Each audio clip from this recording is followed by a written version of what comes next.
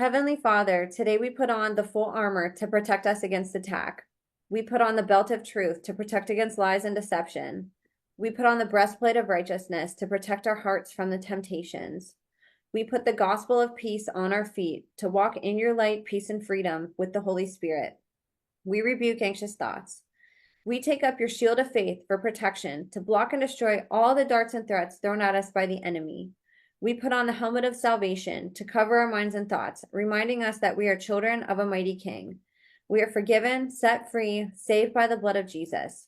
We take up the sword of the Spirit, your living word, that has the power to demolish strongholds and is sharper than any double-edged sword. We come to you, Lord, in prayer daily. In Jesus' mighty name we pray. Amen.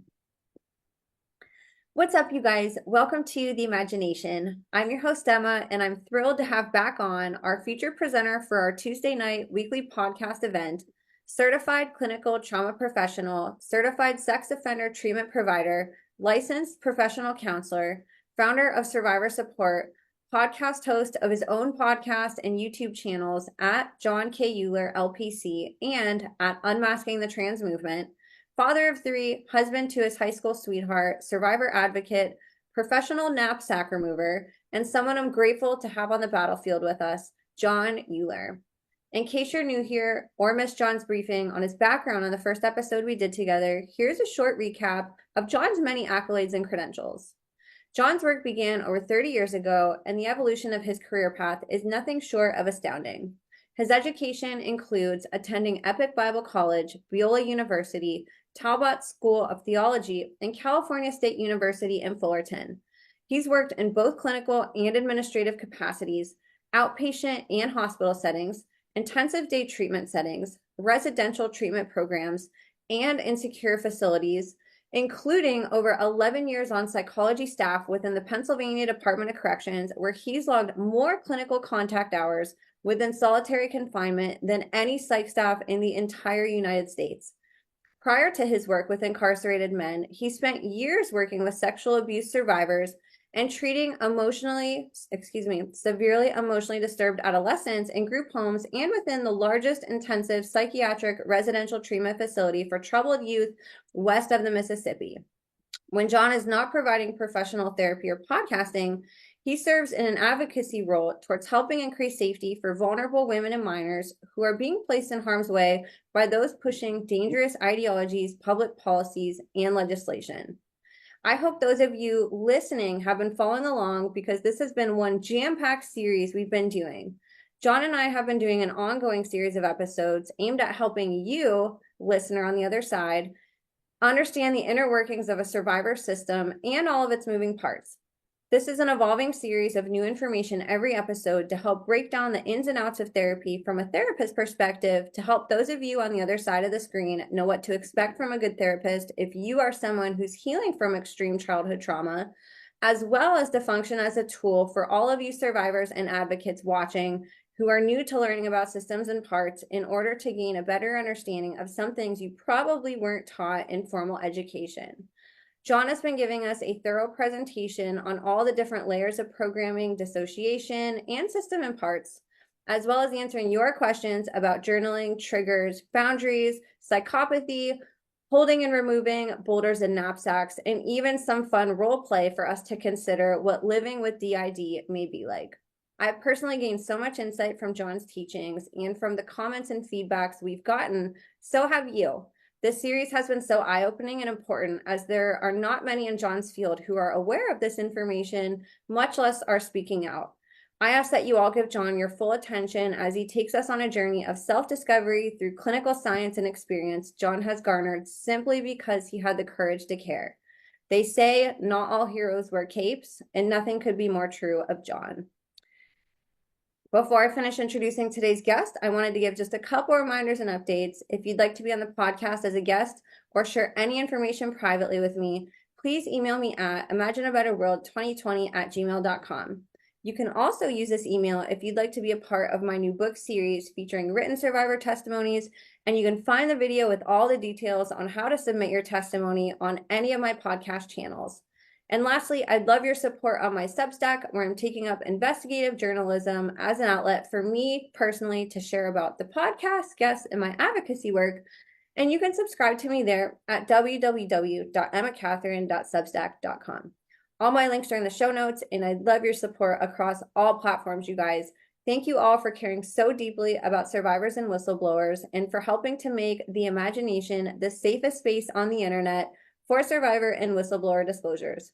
So, you guys, without further ado, please help me in welcoming today's guest of honor, selfless man of God, voice for the voiceless, child abuse survivor advocate, podcaster, Satan hunter, protector of the vulnerable, and therapeutic warrior, the one, the only, John Uhler. John, thank you so much for being here with me today. It's good to be back. We're hunting Satan. Actually, we don't need to go hunting him, huh? No, The that was cute. non-Satan That was Satan. right. Oh, that's right. That's right. Well, it's Good to great be to have back. you back. This has been such a life-changing experience for people. I've been getting more and more feedback. We have a constant sort of crowd that shows up every Tuesday now to indulge in your episodes, and they're getting a lot out of it. That's This is good. changing people's lives. It's helping them understand their loved ones, and it's also helping people who have gone through really hard things understand themselves. So this has been really, really powerful. And I know we have a really exciting show today. We're going to not necessarily deviate, but we're going to take sort of a side. We're going to branch out from the tree that we planted and go down a branch of the tree that's going to tackle a really important topic to understand more deeply the systems and parts within a survivor. But first, John, if it's okay with you, I thought we'd do a little Q&A. We do get some really good questions that come up. And if it's okay with you, I wanted to ask you a question from the audience. Mhm. By all means. Awesome. You would know more about this than me. I have the definition that I was going to bring up just to give context to the question in case people have never heard of this. But we had a question regarding survivors and agoraphobia. And so I just want to read a definition real quick. That way you don't have to define it, John. And it says agoraphobia is a mental and behavioral disorder, specifically an anxiety disorder characterized by symptoms of anxiety in situations where the person perceives their environment to be unsafe with no easy way to escape. And so that just gives a very brief definition. I figured you could go a little bit more into it, but somebody was wondering, I think if they have that, how can they manage it? Or maybe if they know somebody that has it, how can they be there for them? So I'll turn it over to you and you can talk about whatever you know about this topic. Sure.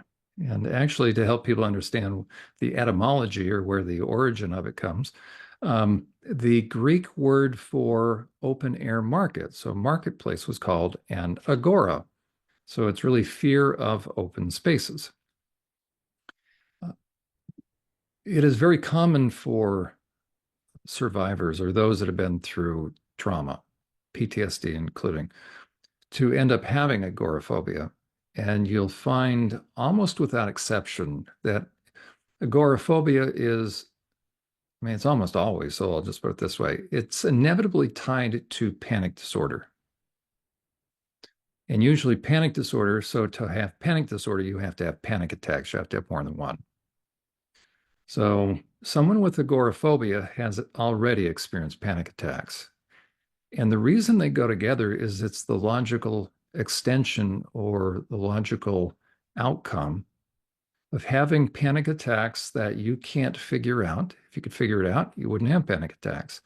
And I do want the audience to know that if you have a competent therapist, you should be able, all things being equal, to tackle your panic attacks in about 6 sessions.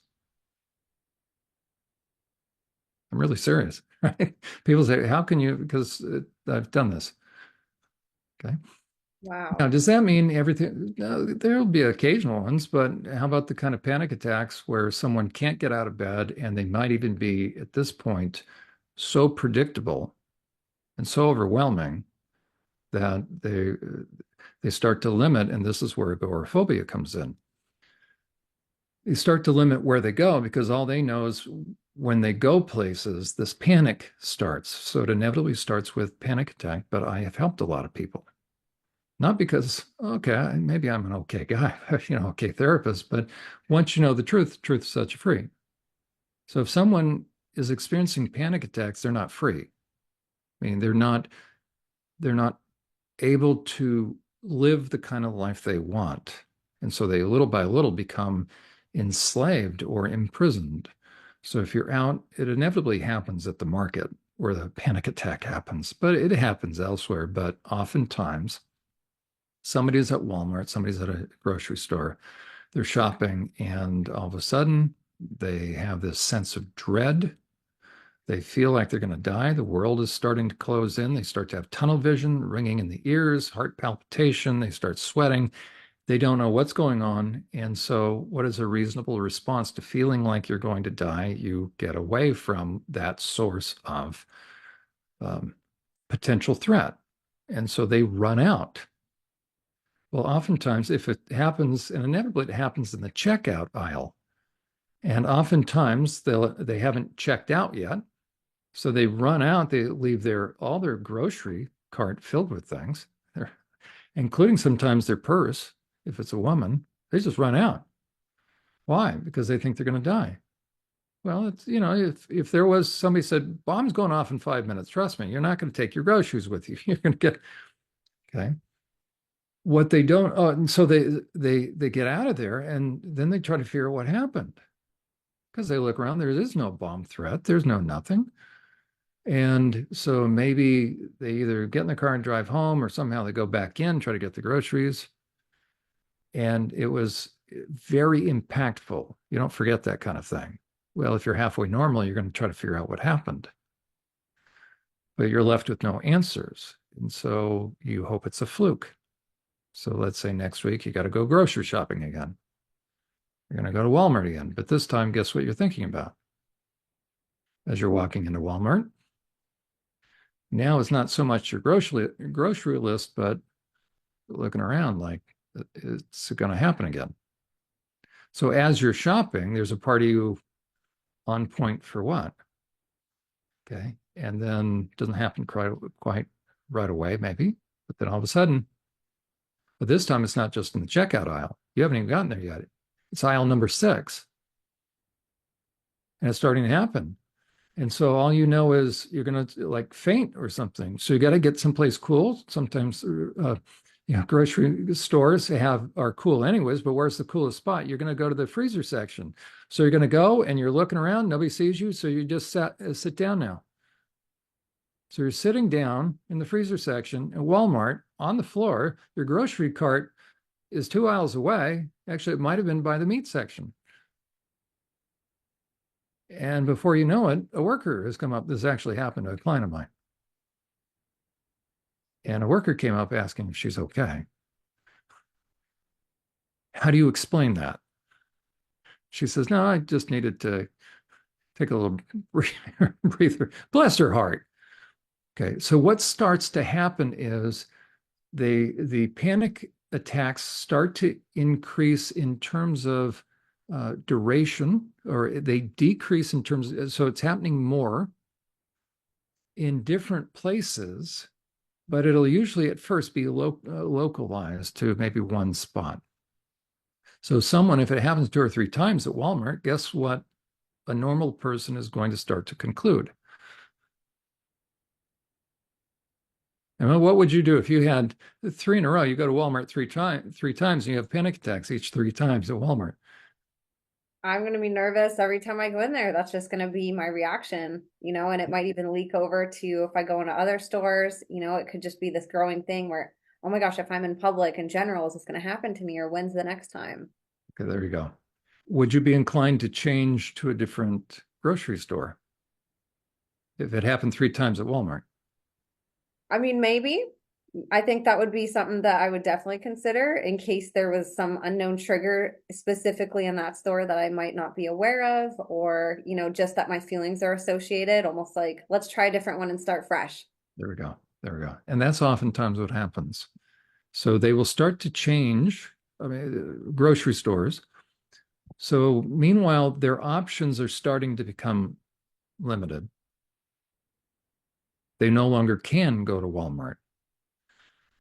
But eventually it happens again. And then it just doesn't happen at the Kroger's. So now it was Walmart and it was Kroger's. Then it might happen at Home Depot. And so before you know it, it's starting to become more diffuse. So it's becoming less predictable and less controllable. So therefore, the person is probably going to not go out as much. They're going to order online. And before you know it, it's much safer just to stay indoors. So they stay in their house. And then it starts happening in their house. It was the kitchen. And so they're hoping it's not, and then it's the living room. Before you know it, they're just going in their bedroom. So you can have, in the most severe cases, somebody who now is relegated to very small spaces. So that's where agoraphobia would come in. So it's always tied to, you just don't have a situation where you have agoraphobia, not panic. So they're trying to keep the panic attacks from happening. What the answer is ultimately to find out what the surge of adrenaline is all about. That's what the anxiety is about. And the hint, to give them a hint, they're not so much anxious as they are angry. There's a part of them that is angry, but very disconnected right now. So at some point in time, within 20 minutes of the first panic attack, one of their five senses sensed something, and it was a little too close to home. It was a little too reminiscent, and the fuse was lit. And so it's really becoming a detective. But you figure out what the source of the adrenaline is about. And the source of the adrenaline is because you're put in the fight-flight syndrome. You're backed into, whenever you're in the fight-flight syndrome, you feel impinged upon, or you're losing control. Either one of those two emotional positions, meaning I'm being backed into a corner, or it's like I'm trying to keep it together. I'm holding onto a big rope and it's slipping, the kind that ships use to dock themselves, but it's slipping. So I'm either being impinged upon or I'm losing control. Either of those two situations emotionally, it's really right brain, something on some level, some part of me knows. Then I go into the fight flight syndrome. Adrenaline is dumped into the body to be able to meet the challenge. And therefore, the person, because they're already disconnected, they just assume that it's something. Well, they actually don't know what it is. So they just know that feeling, because if you dump a bunch of adrenaline in, you will experience what you would experience is if you jumped in the water and you looked up and heading towards you was a shark fin. You notice we don't call that a panic attack. Call that very appropriate. Call that life-saving. So it's only a panic attack when it seems like when it's out of context. But a part of me knows something, and that's where it fits with parts. So if a part knows something, and that would be on some of those lower layers, something's coming up, and therefore adrenaline is being pumped into the body. So a part of you has the answer, meaning for someone with parts. That wasn't too long. That was not bad. I try to That was keep it. really good. Yeah, that's an interesting question. We haven't really talked about that before, but like you said, I'm guessing it's more common than not with some, extreme abuse survivors. So that's definitely a good thing to cover. So I Yeah. appreciate that. And, So thank and you we'll keep for, covering questions. what's that? We'll keep covering questions each week as they Yeah. come in. Yes, and sort of tying it into the themes too, since we have different themes and some of the questions fit really good with certain episodes. So thank you to whoever submitted that. That's a really great question, and hopefully that helped you. And for other people listening, I hope that was of value too. I think probably if we were to get down to it, we all know somebody who has something, might not be the degree and kind that you mentioned, where somebody might be bedridden, but we probably all know somebody who struggles with that to some capacity. Might even be whoever you are listening, so I think it's a good thing to go over some of these little situations that aren't talked about enough. Okay.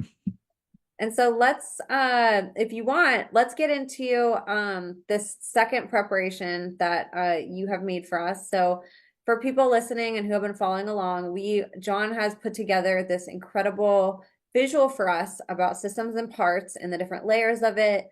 And for the past however many weeks, we have been diving into it and sort of reverse engineering, starting from foundational layers and moving deeper. into the system and seeing how parts work together, seeing the overall picture of what a system is, and then even doing some role play and some fun and interesting scenarios that could happen between alters and parts within a system and how it affects the entire person. And And you really, were a very good sport, by the way. You did a wonderful job. that was pretty fun. And I hope That people was good. listening, That was good. that's a good exercise to do with people. It's pretty humbling to do that. And very, it helps grow your empathy, in my opinion, whenever you get to sort of be in that position. So that was kind of fun, John. But I'd love for you to talk about this opportunity that you were given recently to go on somebody else's podcast. And you've done a bunch of podcasts, but this one I think is a really special opportunity. And the topic that they wanted you to talk about, you created an entirely new visual that sort of ties into the systems and parts and can help us understand that better. So I'd love for you to share the good news of what you've been up to and then to talk about what we'll be talking about tonight. Well, thank you, Emma. And this did come from a podcast I was recently on. It's called the Counterculture Mom Show. And it was a good opportunity. She actually heard from about your show, about the work we're doing. And so they reached out and they asked, would I be willing to come on the program? So I did so. And I figured since they wanted to know about SRA, then I figured the thing that would be most helpful is to not only show the chart that we've been working through, but also how does an adult get to that point where they're willing to perpetrate upon a child? Because once I understand that, then I won't be so susceptible to when people, the naysayers, or even those that question, say, you don't really believe in SRA, do you? Right? And then you have the extreme, the false memory foundation fraud folks, right? So the perps that want to throw people off track or don't want scrutiny, all the way to people that have a hard time believing. I mean, quite frankly, once upon a time, I was someone that didn't believe in SRA. Well, I didn't believe in MPD at that time. I was called now DID. I didn't believe in any of that at all. So I certainly wouldn't have believed in SRA. So, this is coming from a guy, let alone a therapist. At some point, early in my career, I would have thought this was stupid and crazy talk. Now I know too much. So that's why I'm very matter of fact. So anybody, including the non-satanic satanic temple, those folks, right? That I'm still waiting for my invitation to debate. Whatever his Greaves, where's right, the right. He said we could debate. I'm not here. It's just crickets. So Yep. okay, but I'm happy to debate anybody because I'm their worst nightmare in this sense. As far as a therapist, I don't use hypnosis. I don't use EMDR. All I had to do is take the test because I went through the training course in EMDR. I don't do guided imagery. That's just who I am. I stay away from all that. Now, I'm probably rare in terms of therapists that work with trauma. Frank Anderson is in favor of it. Colin Ross is a pioneer in this. He does hypnosis. He's a psychiatrist. I just stay far away from any of that. I'll tell you why. Because if something needs to come up, and this is true for any of us, if something needs to come up, it will come up in time. But if something comes up, if it's forced to come up too soon, especially if someone has complex trauma, if someone has had their personality segmented, compartmentalized into parts, maybe called DID, whatever we want to call it, dissociative identity disorder, then those parts are there to protect the person. Well, if by me remembering something too soon, what do I mean by too soon? It didn't come up on its own. If that's going to create chaos, then guess what some of the parts are going to do with that information that came up? If you're a self-respecting part, what are you going to do? Emma, you're a self-respecting part. You're very protective of me, and somebody has put me under EMDR. Now, EMDR actually is effective. So let me qualify before I get myself in trouble with my field. Okay. I think EMDR, from what I've seen, is very effective with adult trauma for distinct things that have happened, such as combat, vehicle accidents, just something overwhelming as an adult. It's very effective. I've seen demonstrations, very effective. A woman got in a car accident and she almost squished between two semis on the freeway. And it was amazing. I mean, in almost one session, she was better. It was very interesting because it'll allow for it, or it will help separate emotions from um, the details. Another thing in the field, by the way, is the psychedelics.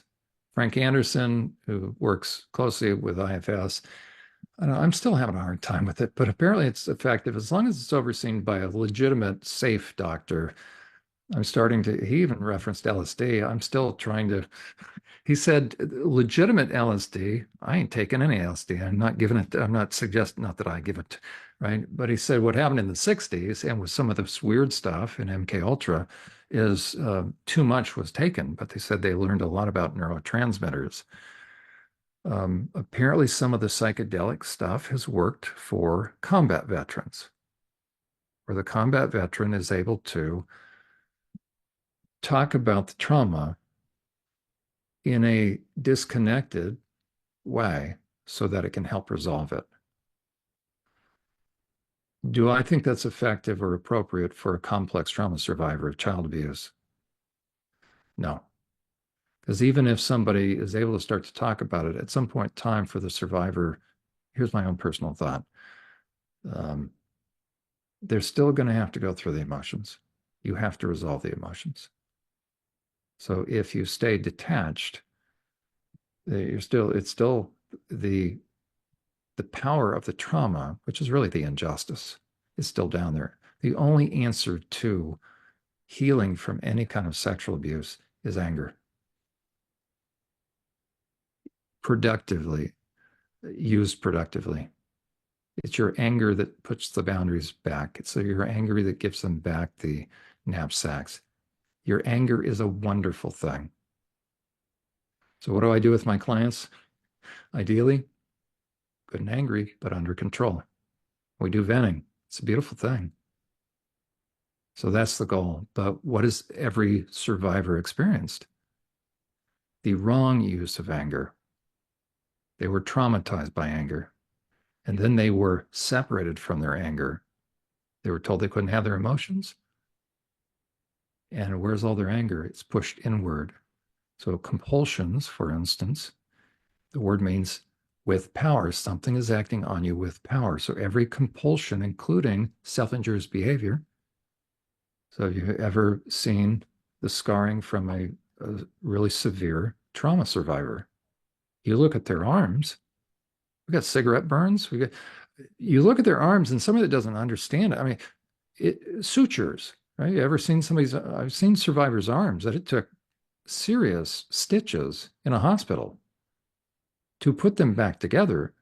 That's not mild little scratching. So the question is this: how could somebody do that to themselves? I remember the first time I was seeing this, and for those of us that haven't been traumatized like that, we look at that and say, how could you stand the pain? That's it. They're not feeling the pain. Now, some will do it to feel pain. That's a part of the dissociation. But the most profound kind of cutting, when they're doing it, and this should raise concerns about the trans deception, by the way.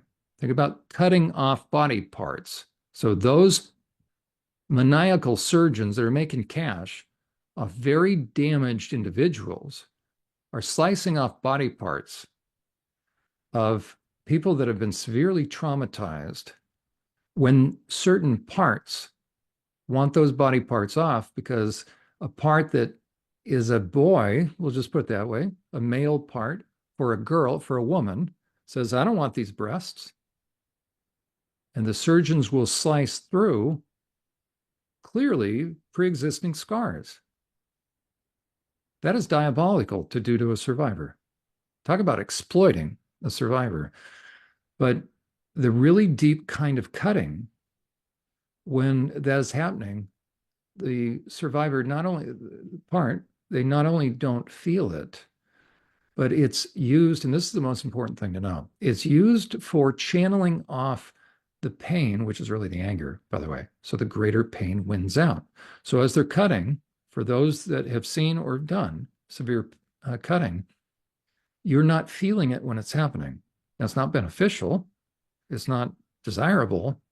But if any of us have ever seen somebody that you look at their arms, you go, oh my gosh, just know they didn't feel it. Now they feel it after or when it's bandaged up or something. But that shows you the power of the mind to separate. So when somebody's in a dissociative state, you can be harming yourself and not feel it. I'll give you a good example, a real fast one. If you go to the dentist, just before they start to drill, most people will clench their fist. Most people will dig their fingernails into their cuticles. Most people will tense up. And that's why the dentists say, you doing okay? You're not doing okay because your eyes are big, sweat, but you're doing something. Why are you making fists? Why are you doing that? Because you're channeling off the intensity.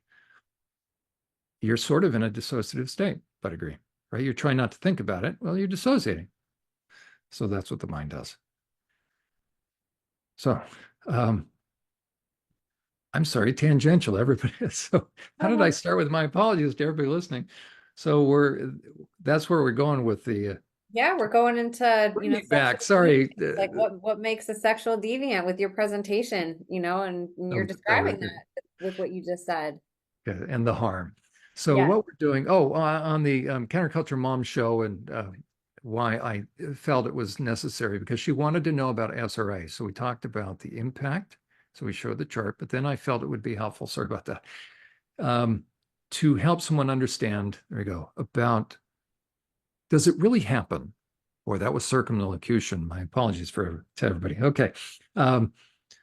In order to help a survivor really understand that this really happened, it's, in my estimation, what my experience has shown is one of the key issues that keeps somebody stuck is the internal struggle to try to figure out two things. Could somebody that says they care about me, or said they care about me, said they love me, said I was special, or should care about me, how could they possibly do that? So now we have this wide divergent contradiction. That's what we call the basis of trauma bonding, which is actually just half-baked healing. So it's either that a parent did this, or somebody that supposedly cared about the kid, or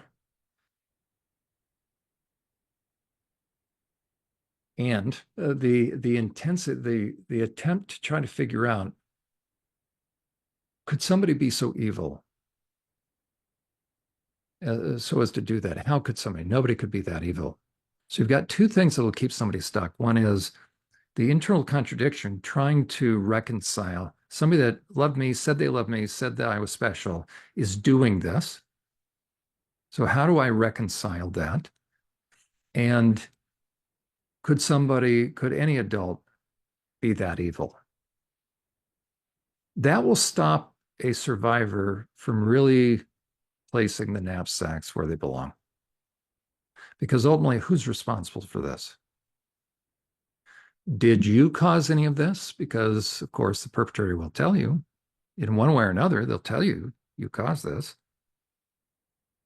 They'll tell the survivor, they'll tell the kid as they're harming the kid that they have to do this. This is what is necessary. I mean, in ways, they'll say that. You've been chosen, you're special, and now they inflict harm. So in order to heal, in order to place the knapsacks of responsibility where they belong, and that's really the goal of therapy, I want survivors to be able to see that SRA really is possible. MK Ultra really is possible, as far as an adult being willing to be that kind of perpetrator. And how do they get that way? Because, of course, the naysayers and the now defunct false memory foundation. Their premise is this, basically, that would never happen because an adult would never be so evil. So that's what we're going to address. I'm going to show you, we'll start. So Emma, you and I are talking, we're going to show the audience a chart. It's actually going to continue to be developed, and we'll continue to make our way through it now for a few weeks. So survivors, and those that need to help survivors, I would say pastors, need to really understand this, because if a pastor is being effective, guess who's going to come to their congregation? Those that are broken, those that are hurting.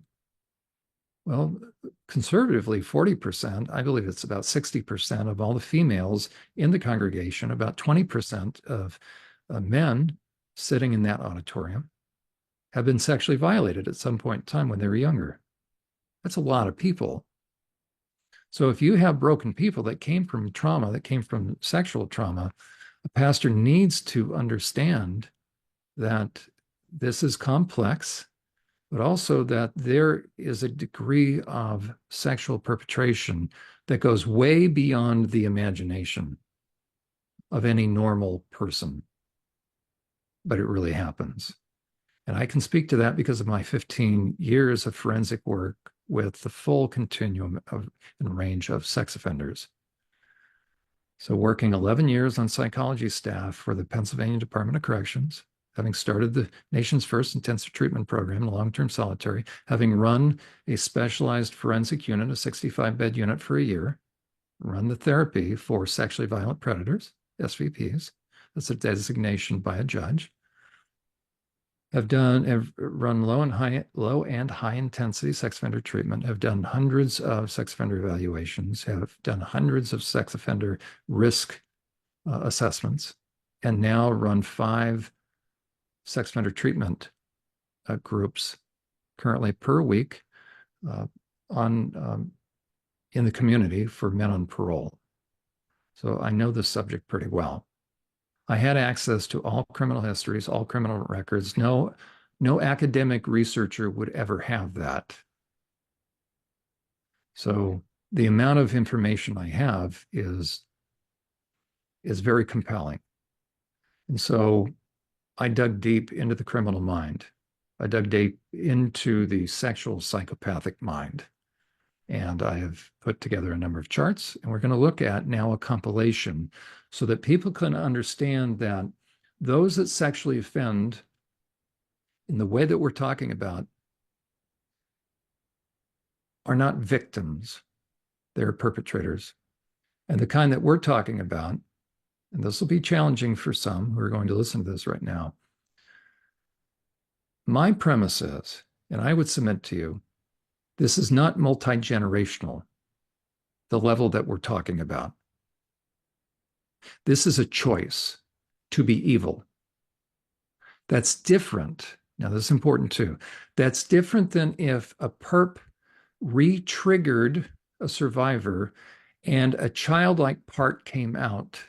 And before you know it, they're in Paris. They may be in their early 20s, but what part is out? A child. But as far as their body and chronological age, what's the age of the person that plunged the knife into the victim when they were at the altar surrounded by the perps? The 20-year-old. It's that child that did it, but ultimately that 20-year-old body did it. So if the police were to rush in, guess where that 20-year-old body is going? So it's really important for survivors and those that are listening to your program aren't taking it seriously. That's the only reason why they're listening to your program. That's the only reason why they're listening. So they're doing the right thing. So the question is, why are they even listening? Because they want to get better. They want to make sure it doesn't happen anymore. So for those that as adults think that they may have participated, then repentance is needed. And go before God, read Psalm 32. Okay, it's going to be a really important psalm. And then continue the work so that it doesn't happen, so that you can disconnect from the power of it. How do you do it? Ultimately, is by looking at what we're talking about. It's by looking at the people that convinced you. Okay, we've used the term, or it's been used, programming. But again, I'm going to use the term, those that convinced you those that tricked you, but those that were really good at really convincing you, don't believe you're smart enough to ever figure this out. But once you figure this out, then the truth will set you free. What is this when you figure this out? The nature of who it was that was tricking you. It's one thing as a child for an adult to put a knife in a child's hand and make a child do something. But if I'm a 20-year-old, I can get away. If they're putting me on a plane, I can get away. I mean, all things being equal, unless they hog tie me, but then they're risking going to prison. So if they put me back under the spell, so to speak, unless I break that spell, and I'm not using that in the witchcraft term, meaning if I go back under, then they do have power over me. So I have to break the programming, but it's really, I have to allow the truth to sink in to where that power they have over me to do a look, to do a say, to do, to trigger me to all of a sudden where the child comes out. I have to do the work necessary to where they can be flipped and switches all day long. And I look at Carrie Elahe. She not only named names, she showed the perp's picture. Guess who doesn't have power over her anymore? She's free. Now she's still working through things, but I tell you what, that perp ain't going to walk across the street and stare at her and, do his little thing with his ring or whatever. You think she's going to walk out in that, that dissociative state anymore? No way. She's free. So Carrie Elahe is no longer going to take a knife and plunge it into the heart of a child. As an adult, that childlike part isn't going to come out. Well, if anybody should always be under that sway, it should be Carrie. How did she do it? It's this normal process. You come to terms with the truth and let that truth sink way down deep inside. The connections are gone. The ties are gone. It's over. Now you're free. You still have to go through the healing process, but you're out. You walked out of the prison camp. You're no longer in the POW camp. You are free. They don't have control over you. The only kind of control they would have over you then is the overt kind where they're going to go to prison. That means grab you, manhandle you, and, well, they're not going to do that because they're cowards. So the way to break the spell, so to speak, they're old-fashioned. I don't mean literal spell. I don't believe in spells, by the way. No Christian should believe in a spell. I'll tell you why. What is a spell? Okay, this is all the occult, right? Think about the occult. It's all the power of words, okay? Last time I checked, there's only one entity in the entire universe that has the power in his words to speak into existence, and that is God. No angelic being, no angel has the power to create anything. They're a created being.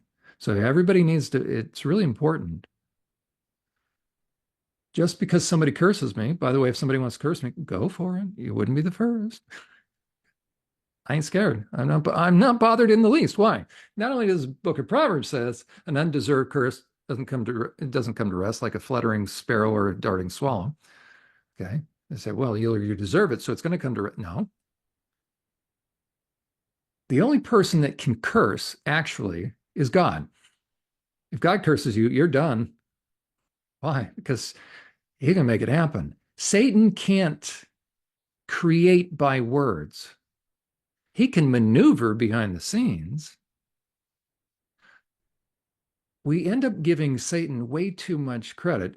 Sometimes we end up not giving him enough credit, okay? Because, listen, Michael the Archangel had respect for it, went toe to toe with him, but had respect for him. It's like an MMA fighter, okay? But angels can't create anything. They're created beings. Lucifer, who became Satan because his nature changed, because he became a deceiver, is what Lucifer means. He's just one of the three top angels. Now, can he do a lot of damage? Look what he did to Job. Of course he can, but only if God permits. And it doesn't mean that God takes delight. God is enraged when injustice happens. But it's really important for people to know, especially those that have been through SRA, through MK Ultra, that God is the one with the power. So your mind is protected. There are no demons on the inside for Christians. God doesn't rent space with demons. When the Holy Spirit comes in, guess what? Now, in that verse, by the way, where it says, if the house is swept clean and it's not filled, you can cast demons out of someone and them not become a Christian. That's what he's talking about. So if you've had demons cast out and you didn't ask God to fill you, then you run the risk, don't you? So I recommend become a Christian so that your house is filled. But there certainly are a lot of their demonic attacks, demonic oppression. That's all very real. And trust me, right? Jesus was oppressed. Paul was oppressed. Anybody that God's going to use is going to be oppressed. But that's different than anything on the inside. And that's different than, can curses come to rest? No. So can programming be such that, just like tweaking the hard drive, going in and doing something? No. So you weren't programmed. You were really, really persuaded, not because you couldn't figure out, but you were young. And they were really persuasive. And if they involved demonic activity, how is a kid supposed to figure out that what's really going on? So if you were raped by somebody who was demon possessed and he said Satan's coming inside you, or you're now what you're going to deliver is the spawn of Satan, it's not true. Why? Because spirit is different than flesh and bones. So the demon inside the guy looking at you that you could smell was tricking you. That's really important to know. I didn't intend to talk about that, but that's really important to know. And if you take issue with that, you know what? Let it sink in. Because what are the implications if I'm wrong? Nothing. You're back to where you were. But what are the implications if I'm right? I'll tell you what the implications are. You're going to be set free. You're going to have a greater degree of security, knowing that Satan doesn't have your soul. Your bloodline doesn't matter. If you've been bought with the blood of the Lamb, guess what? You've become a child of God. So I quite frankly don't care about my heritage, my lineage. God doesn't either, quite frankly.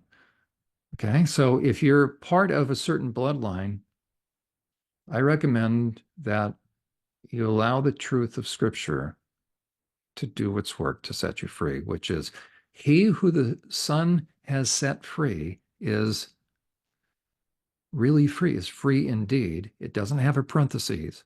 Unless you are SRA or MK Ultra, then you're SOL and we wish you luck. And you get to limp along through life. It doesn't say that. That's the good news. So God wants everybody free. So what we're going to show now, that was a preface. So what we're going to show now is a piece to help you understand where the responsibility lies and how it could be that somebody who either claimed to care about you, that should have cared about you, somebody that you feel trauma bonded toward, trust me, if you see this chart, you're no longer going to be trauma bonded, because you're going to see how they did exactly what they intended to do, and they didn't intend to do anything other than what they did. And they did it because they wanted to do it. And they did it because they liked to see you in pain. And they thought you were too stupid to ever figure it out. Well, guess what? As of tonight, you're going to figure some stuff out. So on that note, we're going to see. Oh, you may have, sorry, Emma, you may have to give me. Start again. I just did it. That's okay. So what we're going to see is, how do you make a sexual psychopath? Now, that's a weird title for it. How do you make a pedophile? How do you make a sexual psychopath? How do you create one? John, how can you say that? You're not even published. Do you know the literature should, well, okay, yeah, the literature. Where's the literature come from? It's important. Where's the literature come from? Well, researchers. What kind of researchers? Academic researchers. Okay, that means they work where? in an academic office. Okay, they're in school. I was with Geneva College for 8 years as a part-time adjunct prof. Okay. But you don't understand. They're in academia. Okay. So they did research on who? Pedophiles or serial rapist murderers. How did they do the research if they're sitting in academia? Well, they researched them. Okay. How? They interviewed them. How? They went into prisons. How? Okay. Bear with me. How? They had to get permission, and it's a lengthy permission. They had to write to the Secretary of Corrections, and they had to arrange which institution and which inmates. It's a very lengthy process. Where do they meet them? In the attorney rooms, typically. What's in the attorney rooms? You got a table, you got some chairs, you got speakers you're listened to, especially with the inmates, meaning somebody's going to be listening, or they're behind a painted glass with a phone. Okay? So being recorded in one way or another, or you've got an officer right there. So is it confidential? No. So you're interviewing the world's greatest liars in the category of sex offenders. How do we know they're the world's greatest liars? Did they give themselves up, or did they wait till they were busted? They waited till they were busted. Why didn't they give themselves up? Because they weren't sorry. That's not a low self-esteem. They kept going. And they're not stupid. They kept going, but they were finally busted. Okay, so the world's greatest manipulators and liars. How much time does an academic researcher have with any of these guys? Probably about 3 hours with pen and paper, and the guy's talking. They're asking questions. And they're writing down the answers that who give them. Okay, the world's greatest liar. And they're taking that as like it's any other interview. And they're going to take that back as firsthand definitive data. Okay. They may have a total of 3 days if they're lucky. Okay. And they're interviewing the world's greatest liars who, unbeknownst to the researcher, is practicing for parole and is also trying to ensure that whatever gets into the research data or the research findings, whatever is produced, that it can help influence public opinion, public policy, laws, meaning decreasing the sentences, and for judges, decreasing the sentences, the sentencing structure, or how much time a judge is going to give them, and it's going to influence the judge. Maybe they'll even get off on parole, not do any time.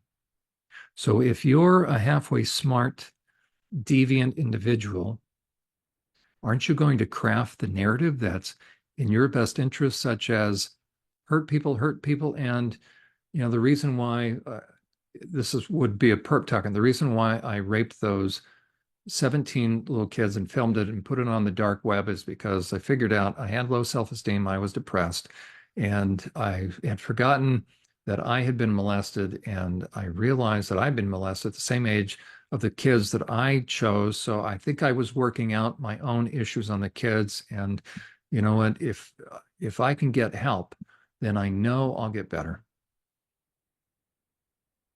And how many people and how many churches believe that? And therefore they welcome this perpetrator back in. And before you know it, the wolf is back in the henhouse.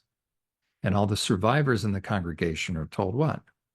Sit down, shut up. Oh no, they're told, put all things behind, you have to forgive. Well, the guy's never confessed.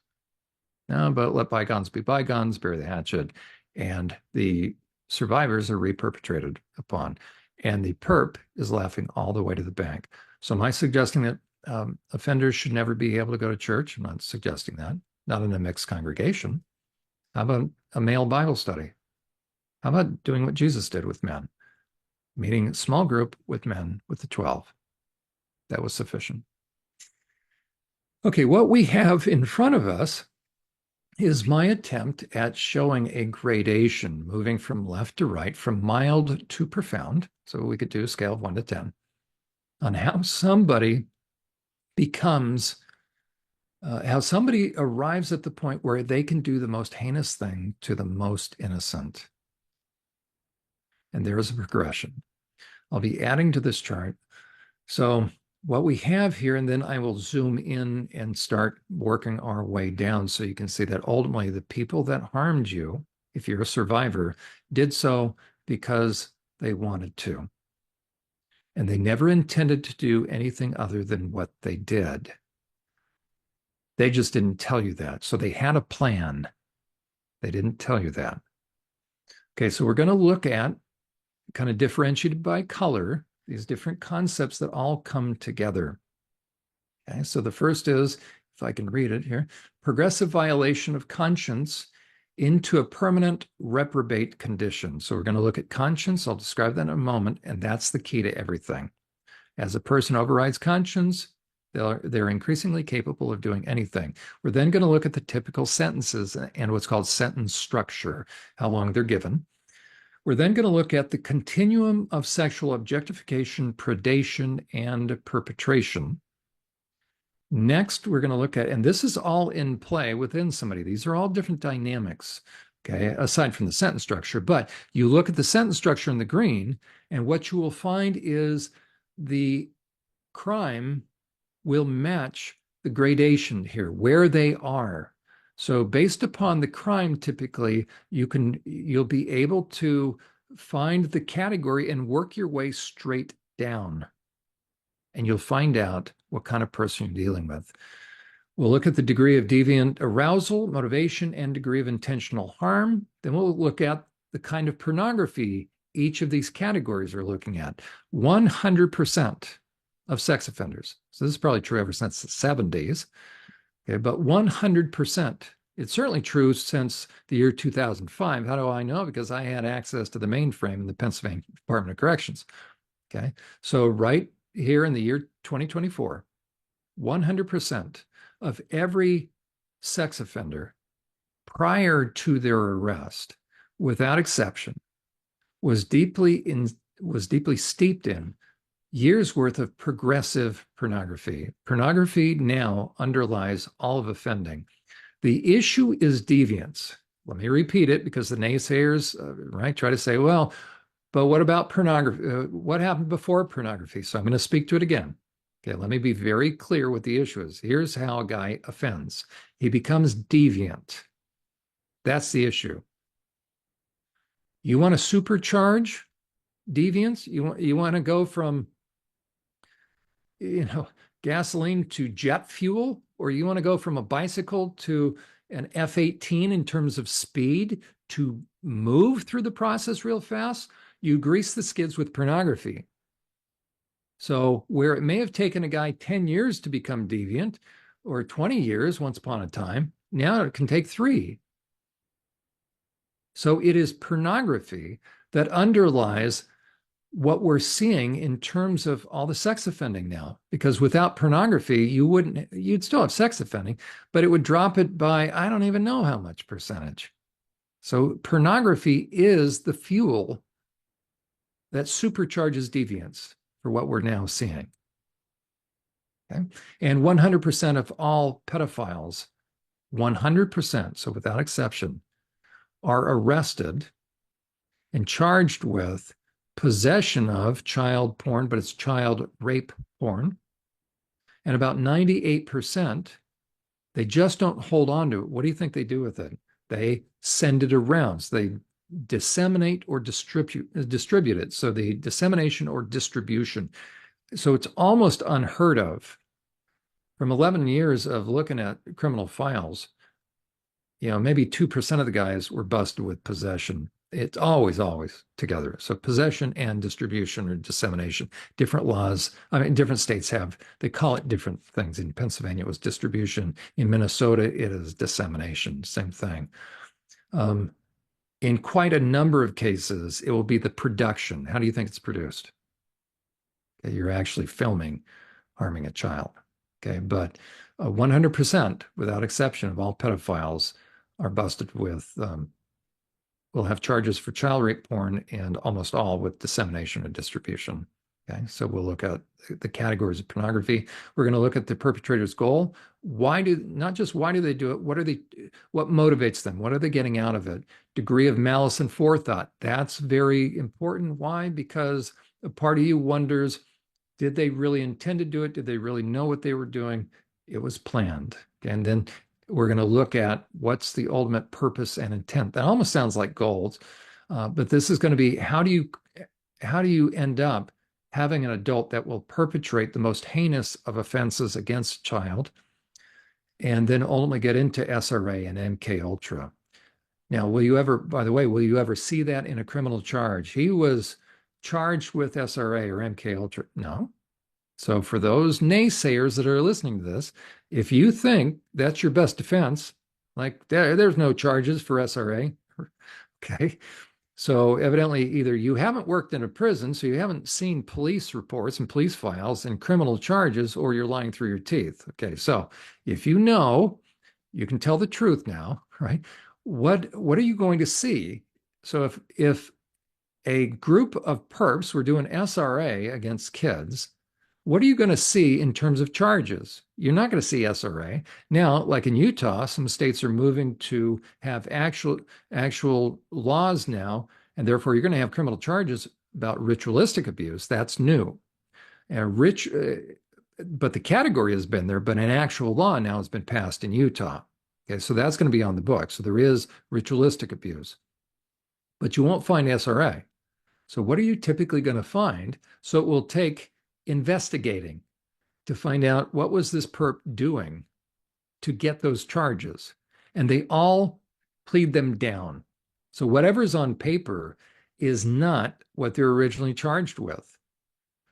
So you can just be guaranteed whatever you're looking at. The only time, it's still rare, that he just takes it to trial. These guys always plead. As a matter of fact, according to a leading researcher in Canada, only 1 in 1,000 cases are ever tried and are ever tried. So for every one that's going to stand before a judge, 1,000 get off. That's significant. How much is taking place? Okay, so for SRA, you wouldn't have SRA criminal charges. Okay, what you would have is some of the charges we're going to look at and the context when you start to find, oh, there were other co-defendants. Oh, you're reading the report. Oh, crosses were found. Oh, different items were inserted in the child. Oh, yeah. Oh, there was all sorts of burned things around. There were other men. Oh, so it was a trafficking ring as well.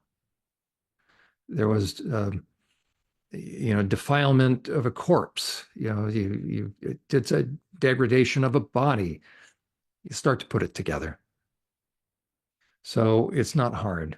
Now, how many of the perps that were involved in SRA will actually ever admit it? Very few. I had a couple that because they knew that I knew, and because they knew that if they weren't honest, they weren't going to get out of sex offender treatment. Now, did I force them to? No, but when it's pretty clear, because I've got all the police reports in my hand, and the guy, I say, tell me what's in the police reports. The most common thing, and it's always the pedophiles that do this, I don't know. I don't remember. Oh, okay. Either you have Alzheimer's, or guess what? We could be here in a while, and I'd hate to have your fellow inmates have to sit here longer and may miss their parole date because that's rough, huh? Because what happens if a guy gets ticked? Does he have buddies on the block? Yeah, you better come out with it now. Okay, so that's kind of how it works. We help incentivize them.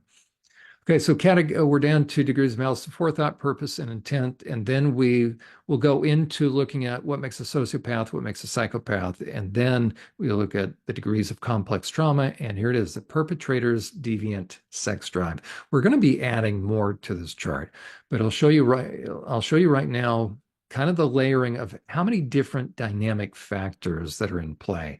That's different than a static factor. A static factor is something that doesn't change, but these are things that are progressive within someone. So we're going to find out if you look over where my little cursor is. Okay, it's this level down here. So this is a layering effect. So by the time somebody ends up on the far right end of this continuum, they are very capable of involving themselves in very heinous things against kids. So let me see if I can, oh, this is just a PDF. Okay, so I'm going to increase it this way. So we're going to begin to work our way through this chart. Okay, now let me see if I know how to do this. There we are. I'm going to increase it a little bit more. Not that much, oh boy. Well, that's not bad. Okay, right there. That I think we're still in. Yes, we are. Perfect. Okay. We're going to just work our way through this chart. What's the ultimate goal? Why am I covering this? Because I want those of you that are survivors, those of you that were victims, to understand the nature of the person that did this to you. So you could see there was nothing that you could have done to prevent it. And they were going to do what they were going to do regardless. The smarter they were, the greater the liars they were. They tricked you and they made it think it was you. Okay, so we're going to look at, and it always comes down to this. So we're going to look at the issue of conscience. This is the ultimate issue. The extent to which I want to have my conscience is the extent to which I will honor my conscience, is the extent to which I will ensure I don't cross your boundaries if I'm talking to you, right? Okay. The reason I want to have a conscience is I don't want to transgress your boundaries. Remember knapsacks. Why? Because God places the ultimate value on you. He places ultimate value on people. He designed us in terms of human relationships to value people the way he values people. Whenever I don't have God's perspective, an accurate perspective toward a person, and it does matter because there's some people he doesn't want me to appreciate. The people over on the far right of this chart, actually kind of 3/4 moving over, he doesn't want me to value. Now, how can I say that? Well, you know what? Good question. I didn't anticipate. I want to stop this for a second, and I'm actually going to bring this up. This is the material that I work with, by the way.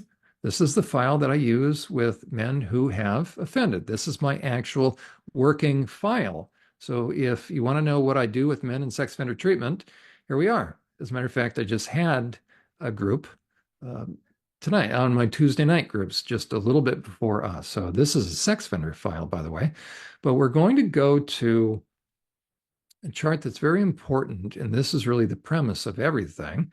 And if you watch my podcast on Friday nights or go to survivorsupport.net under the podcast tab, you're going to see and hear me talk about pigs and dogs. And what we're dealing with in terms of criminals, especially sex offenders, especially sexually violent predators, is massive pigs and dogs.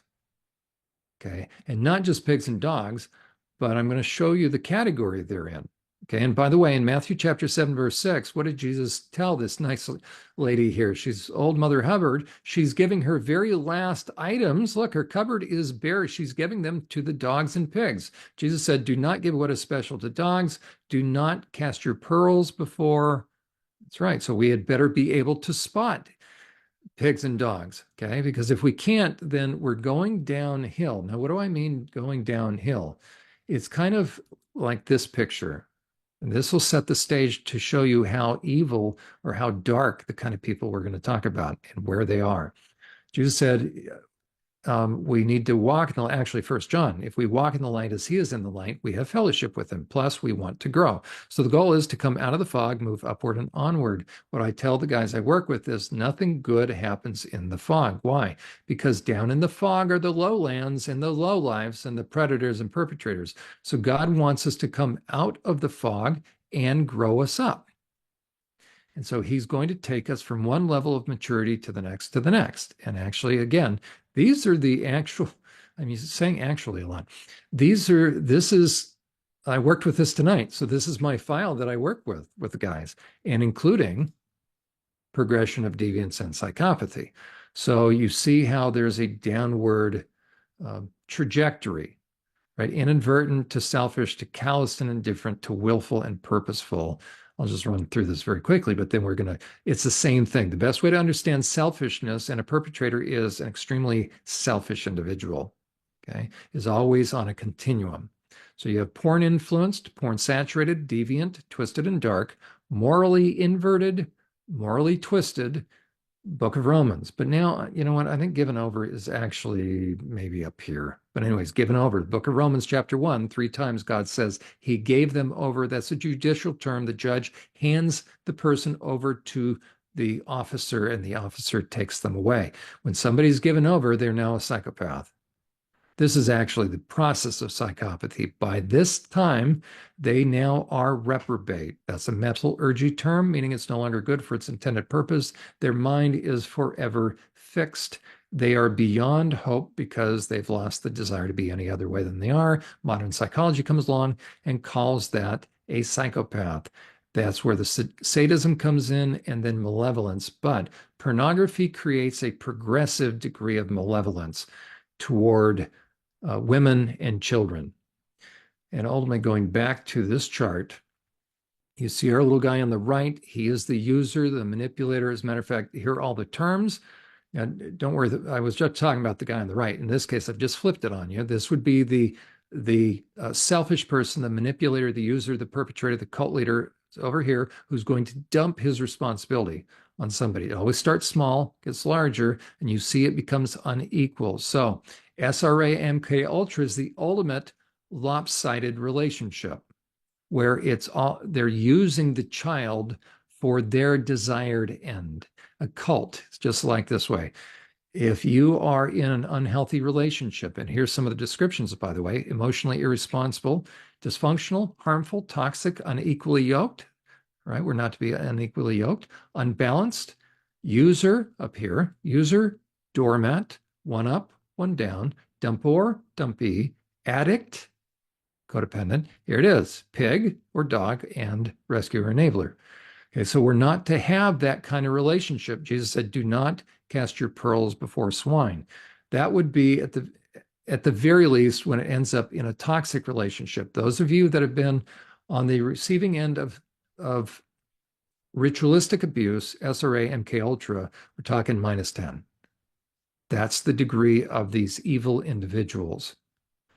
So it went from unreasonable, unhealthy to toxic. Not that it ever did, because if you're snatching a kid, okay, but what's happened is this: it's going to increasingly always be one way. They're going to get what they want, and you're going to end up carrying the knapsacks. You're going to carry the injury. You're going to carry the responsibility. You're going to carry the false guilt, which is called shame. You're going to carry the blame. You're going to be put in the untenable position. Why? Because they are meaning the perps are in the pig zone. They are given over. They have become twisted, and they have a reprobate mind. So it's really important to understand what reprobate mind means, what somebody is like as they get worse. And for those of you that have suffered from ritualistic abuse or MK Ultra, this is the level. We're talking the -10 kind of people. Now, in the chart I showed you, that -10 goes down at an angle. We're just going to put this horizontally, okay, from -1 to -10. That's the best way to read these. Okay, so we're going to look at, and it all comes down to conscience, because the extent to which I have a conscience is the extent to which I will not cross somebody's personal boundaries. To the extent that I start to override my conscience. Now, why would I want to do that? Because of ego, because of self. To the extent that I give myself permission to let my ego grow like a snowball, it will run counter to my conscience. So the bigger the ego, the less my conscience is working, because I'm overriding it. And there's a consistent way to override it. And if you override it enough, you will, and it will never work again. Modern psychology calls that psychopathy. If you have a psychopathic brain, you ain't ever coming back from that, because that's God's judgment. What does that feel like to the person, to the psychopath? It feels tremendous relief. I mean, how can they sleep with themselves? They sleep really well. Why? They're not bothered by anything. Usually they have security guards outside, okay? But they're not bothered. You can get to a point where it just doesn't bother you. That's not a good, I'm not recommending that. I'm recommending a clean conscience, and therefore you're not bothered. But you can become so twisted and so evil, you're not bothered by anything. And here's the other piece. When they reach that point of psychopathy, of twistedness, of reprobation, where they morph from sociopathy into psychopathy, what happens is this: you reach a point where you actually are free from conscience, you like it, and then you see the benefits of it, And then you never want to go back and you think it's stupid and you think anybody with a conscience is a sucker. And why would you ever want to be any other way than what you are? And you want to double down on it. You hunger and thirst after unrighteousness. So you can't tempt them. You can't guilt them. You can't reason them out of being a psychopath. So that's why if you think being loyal enough is going to change them, is finally going to make them happy enough, guess what? They're never going to be any other way than what they are. They just didn't tell you that. So you can continue to sacrifice yourself or sacrifice others. You can continue to ruin your life. You can continue to shed your blood. You can continue to do whatever you're doing. I'm not faulting anybody, but everybody on the inside really needs to hear this. It's never going to stop because it's never going to be enough because they don't intend to stop because they just never told you the rules of engagement. They're laughing at you. The rules are, it will always be this way. Why? Because they intend it. Why? They benefit. Why? They're sick. Why? Because they want to be sick. Why? Because they like it that way. Let that sink in.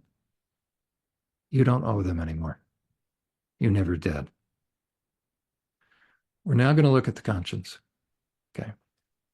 Scale of 1 to 10. But you notice it kind of ends the words. And what I did, I don't know if I can do that. Yes, I can. Oh, I love this. Okay, let's draw some lines. Oh, this will be good. I like this. Okay, everybody bear with me. We're doing this live. Okay, let's say, I'm just going to do this. We're going to draw categories. So let's say we have -1. Why not? Where am I going to put the categories? You know what? Bear with me. Let me do this. Now that I see this. Okay, we're going to put probably right here for -1. There we go, to the left. You know what? Why not? Maybe we'll do -2. See if I'm drawing this straight. Am I drawing this straight? I don't think so. Anyways, everybody bear with me. So that would be -3. I'll have this, I'll make it equidistant for the next time. So we're just going to do, what is that? 1, 2, 3, 4, 5. So this would be -6. It's probably not going to be equal. -7, maybe. -8. Thank you for bearing with me. Okay, you can tell this isn't equal. Okay. So, but you can tell if I moved the lines, oh, we'll give it one more. -11. But we'll stick with 10. Okay, so you can see here, the idea is this, hopefully, is we've got categories or degrees. And my contention is this, and the reality is this. Somebody is, as they move from one category left to right, they're getting worse. Why? Because they want to. Why? Because there's benefit to ego for doing this. Okay, so you can get to a point, and notice here up in the red, we'll go through the words here in a second, but you notice, wait a second, there's a number of these categories where, according to my theory, I haven't added additional words, because by the time you're here in this category, I'm going to make the case, it's either this category or this, I'm still going to make the case. Now, there can be survivors, but think about the perps. Because look what I'm going to bring up here now. Just a second. Okay, we're going to, there we go. Look at what kind of porn. They're into what? You cannot harm a child. What did Jesus say? If you even think about harming a child, you better go off yourself. You better go kill yourself. So if you harm a child, that shows that you have no conscience, and therefore you're under God's judgment.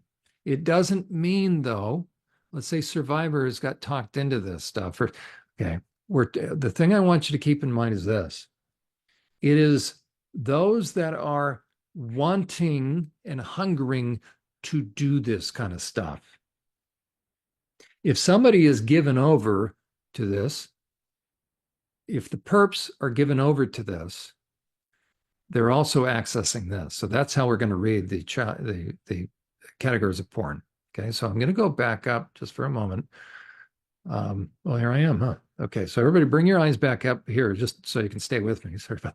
Okay, so we're going to focus on how does somebody get to a point where they're looking at child porn, where they're wanting to degrade someone, right? Where they're wanting to impact, where they're malicious, where they want to render somebody defenseless and inflict trauma, category by category. That's how it works. So when you hear someone use the lie, use the myth, minor attracted persons they've just always been attracted to kids ever since they can remember. Now you can say that's a lie. How can you say that? Well, where'd they get that information? The perp. Okay. So my word over the perp. Well, I've studied. Okay. So the reality is this: those that are harming kids, guess what other kind of porn they're found with? Yeah, sadistic porn, mort porn, that's mortuary porn. All this stuff. Well, if they're just into kids, why are they all into this other stuff? Because they're lying through their teeth. They first start with adult porn, and then it moves downward in terms, we'll talk about the barely legal stuff. Okay, so it all comes down to conscience. What is the definition? We'll go down here. Sorry, watch your eyes. We're going to go down to a psychopath. How does somebody become a psychopath? It's not nature, nurture, or genetics. Do those play a role? Somewhat, but you would have identical twins then. They're separated at birth, being identical psychopaths. How you become psychopathic is you override your conscience, right? You have a bloody psychopath and white collar psychopath. The bottom line definition of a psychopath is this: they have no conscience, therefore they have no empathy, they have no remorse, meaning they're not sorry that they do it and they don't care about the impact. A sociopath, there's some difference between a sociopath and a psychopath. The difference is this: sociopath is all about sales, psychopath is about having a negative effect. Sociopath is driven by the satisfaction of how much he or she can gain. So they operate on a cost benefit analysis. So when the cost outweighs the benefits, a sociopath will move on without much fanfare. They'll get out of Dodge. They're the snake oil salesman. They'll just move on. They're not, or if somebody puts boundaries up, right? They're on to greener pastures. A psychopath, though, meaning if you allow ego to grow, and prior to that, it's narcissism. So the dark triad, it sounds cool, but it's redundant, and it's the person who did that really hadn't thought through. Okay, because to be a psychopath, let me ask you this: have you ever found a non-narcissistic psychopath? Is none of that's funny, sorry. But no, a psychopath, first and foremost, believes they're the center of the universe and they have the right to perpetrate, to get over on. Actually, the sociopath gets over on. Okay. So you don't have a sociopath or a psychopath without narcissism. And what is Machiavellian? That's just strategizing. Okay, well, that's what a psychopath is. They're driven by the thrill of the hunt and the enjoyment of inflicting lasting pain. So that's the difference between a sociopath and psychopath. Okay, it's all about effect. That's what the psychopath gets off on. It's not the goodies, but the effect for the psychopath and the satisfaction of being, I should say, the chess master. Okay, so game theory. A sociopath is into how to win friends, influence people. They will read a lot of business sales and organization book, business sales. These will read strategy. Very different. Sun Tzu. This is how to think and grow rich. Okay, different. You'll see different books, by the way, in their libraries. Okay, so we're going to go back up, back to conscience. Everything comes back to conscience. Sorry about if that made you dizzy. Okay, so think about a conscience prior to this, because we're looking at a problematic individual, a man, and we're going to focus on male for just right now. Females are different, okay, by nature. So we're just going to kind of focus on male because the vast majority of sex offenders are male. The vast majority of people who are going to do heinous things to people are male, okay? So we're going to look at the progression. It's already underway. What I have left out over on the left-hand side is a sensitive conscience, is a receptive conscience. Receptive to, meaning they are being receptive to their conscience. God is speaking to them through a still small voice. So that's ideal. That's on the path of wisdom. That's on the path of life, the way of life. But if somebody starts to get off the path and down into They're going downhill now. The snowball starts to roll, snowball of self, of ego. Think about the men that I work with. But this blue dotted line, by the way, that's the difference between legal versus illegal. So the men that I work with have crossed this blue line, but you're on the continuum of objectification, scale of 1 to 10, where our minds were designed to think God's thoughts. God's thoughts are you love people and you use things, not the other way around. As somebody's moving from left to right, think about a fighter jet, think about a F-16, F-18 flying into a thick fog or cloud bank. And let's say he does a barrel roll, but he doesn't notice. Let's say he's eating his peanut butter and jelly sandwich, which, right, no fighter jet pilot's going to do that. But let's say he got distracted, and before you know it, ooh, it's upside down. Okay. What would happen if the internal radar system said, suddenly came, he's hearing in his headset, mountain range, pull up, mountain range, pull up. We've got that warning going on. If he didn't know that in the midst of that thick fog or cloud, he got inverted,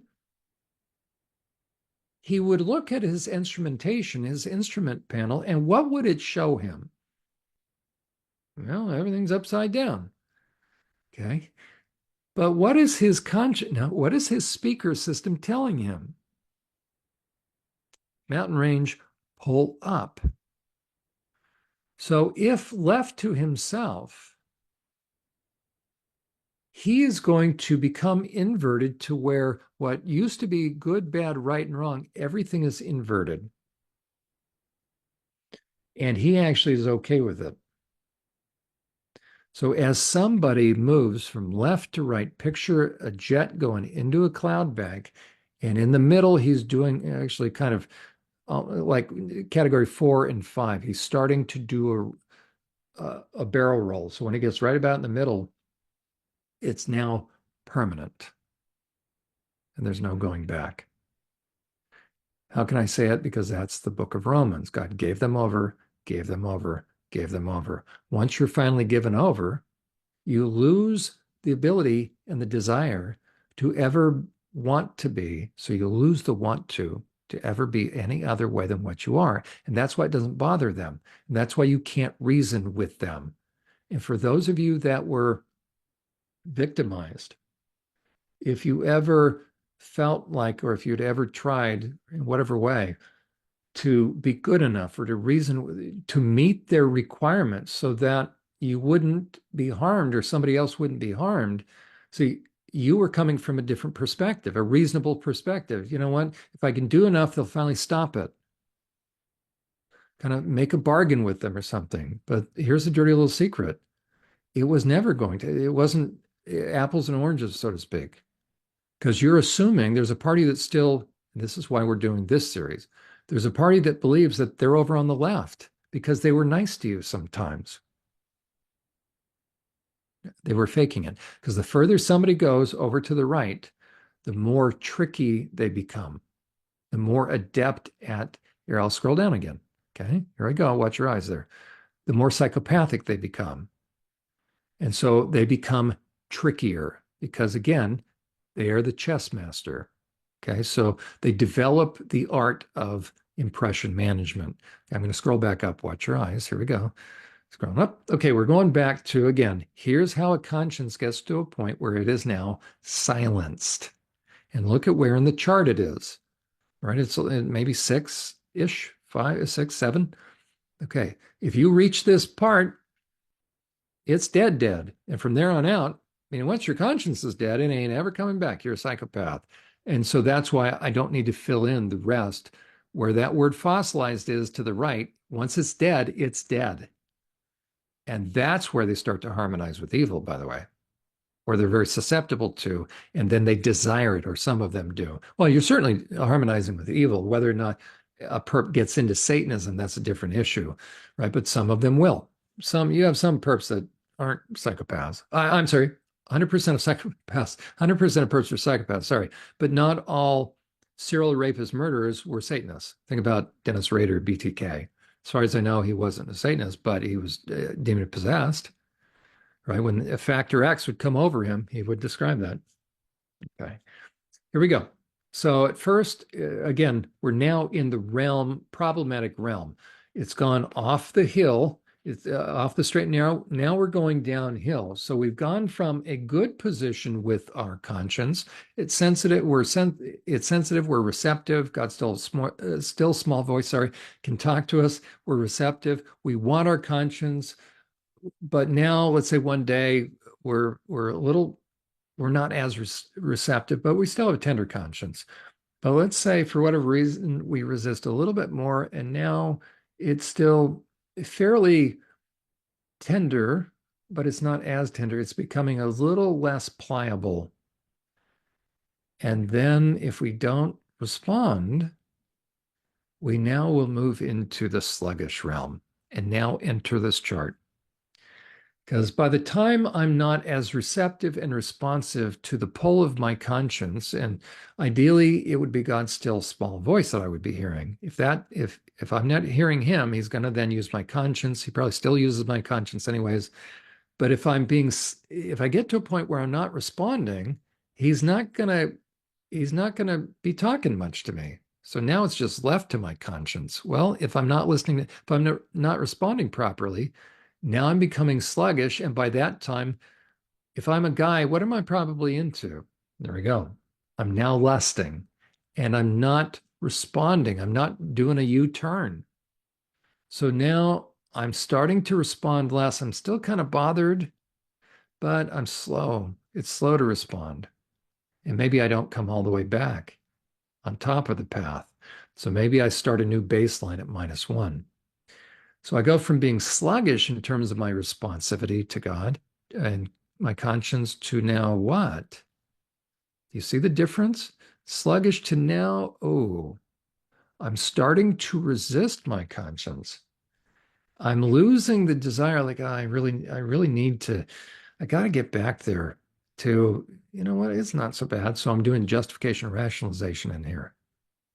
This is a really dangerous place to be for any guy, for any person. I'm going to focus on guys. So what I've done is this, because I've gotten into lust, what am I probably doing now? Well, if I have a sluggish conscience, now I'm going on, in this day and age, I'm going online and I'm either starting to meet people. I'm certainly looking at porn. So that's where, okay, as a matter of fact, look what's, okay, you know what? Let me bring this one up too. So I'm going online. I just added this as far as some of the examples. Okay. I'm going online and by this time, I'm starting to now not really be bothered by as much that I'm lusting. So I'm giving myself permission. I'm staying online longer. I'm starting to go deeper as far as clicking where I'm going. So I'm becoming more impulsive. And you know what? It's okay. I deserve this. So now it's all about me. I'm becoming increasingly egocentric. What am I doing online? As a matter of fact, we'll keep going. See how this works? So we can stay in that first category, and you're going to see that I'm into unethical stuff and then immoral. Now, let me define the difference. Ethics has to do with how I'm treating people. This has to do with right and wrong, all things being equal, like the Ten Commandments. Now, how can I separate out, how can I say something would be unethical but not immoral? How about if I work as a teacher, a college professor? I was a college professor, okay, part-time. And what happens if I have an over 18 student? So let's say I'm a 35-year-old college professor and I have a 25-year-old student that we've got chemistry. All of a sudden we look out there and before I know it, she's dressing up or dressing down, nicer and nicer, right? In class, everybody stay with me, but right? She has a couple of additional questions each class, and some of the classmates are starting to notice. It's like, wow, what's going on with Miss So-and-so? Ooh, right? Maybe the teacher. Okay, so here's what is the teacher supposed to do? The instructor, the teacher, how about the boss? Right? This could happen at work. Anytime there's a power differential, You aren't supposed to. How about therapist client? How about attorney client? How about clergy parishioner? Okay, we've got this power differential, coach and athlete. You're not supposed to do that. Every coach, every teacher, every instructor, every therapist, psychologist, doctor, patient, right? Anybody that's operating in a professional capacity, it's unethical to enter into a dual relationship. And now focusing just on kind of the physical sexual, meaning that's what I'm focusing on right now. Okay. Well, what would have happened if that 35-year-old teacher had met that 25-year-old student in a different situation? Let's say they didn't meet in his class. That's interesting. Let's say he's an instructor in computer technology and she is a psychology major, okay? And she doesn't have any classes with him. Would there be any problem for him to ask her out and, in a way, start dating? Technically, no. Now, some institutions will say, you know what, you're going to have to, that the instructor would have to get permission from the administrative hierarchy to do that. But that wouldn't be, here it is, that wouldn't be unethical. As a matter of fact, at Biola University, there was I know two instructors that, okay, wait a second, they married this, I can't even think about this, but until after, okay, after they graduated, no, you know what, but they were decent, but they had to go through a very, okay, they dated after they were out of the class. I mean, sometimes those things happen, but good couples, great couples, but it presents ethical challenges, right? So the institution made them go through a lot of very stringent things to make sure that there wasn't any power differential. Okay. So you can have it unethical. So let's say an instructor and student fall in love. Okay. But you can't fall in love when you're teaching her, right? A lot of different things. So you could have a scenario where two people do fall in love. So we would say that's not unethical. Um, but in this case, let's say a teacher, so here's the guy, he's getting into lust, and now he's checking out the college students in his class. Well, and so secretly now he's spending more time and he starts kissing them in his class in office hours. He can be brought up on ethics violations, right? He's going to lose his job. Why? Now, if they'd met in a different capacity, some enchanted evening across a crowded room, 35-year-old meets 25-year-old to go out on a date, that would not be unethical. But because of the power differential, it's unethical. Okay. But let's say they haven't done anything. Let's say he hasn't hopped into bed with her. It's still unethical. Okay. So you can be moral, but be unethical. A dual relationship that's messy and has power differential. Okay. So if a guy's getting into lust, I'll tell you what he's starting to do. He's playing on the edge. If he's a boss, he may start doing what with coworkers? If he's an instructor, he may start, right? So if a guy's filling his mind with this, he's becoming more down here, degrees of deviant arousal. He's not deviant yet, but he's becoming impulsive. He's going to make stupid decisions, and it's all about him. So he's not thinking about the girl's best interest, but it's only a matter of time till it moves into what? Immorality. Okay, now it's a different ballgame, but it's still, look at the dotted line, it's still not illegal yet. He can be fired from his job, but no criminal charges. It certainly may be immoral. If he's in the church, he'll be fired from his church, hopefully. But you can be very unethical and very immoral and still be legal, and that's part of the challenge, right? The question is, are the laws that are passed, are they moral laws? So in our culture right now, people can be really unethical, really immoral, and never be locked up. But as someone gets to a point where, and see this line right here, this is very interesting. The difference between resistant to conscience to what? Now it's the beginning of it's not bothering you much anymore. And I put the D kind of over a little bit here because before you start breaking legal constraints, before you start breaking the law, you've gotten to a point where you're pretty much desensitized to your conscience. Now, are you nervous about doing it? Do they, right? They're looking over their shoulder. Yeah, but that's not because your conscience is bothering you. You just don't want to get busted. Those are two different things. Okay, so we take our instructor here, our teacher, and he's starting to go out with students, or he's picking up on he's starting to have affairs with students.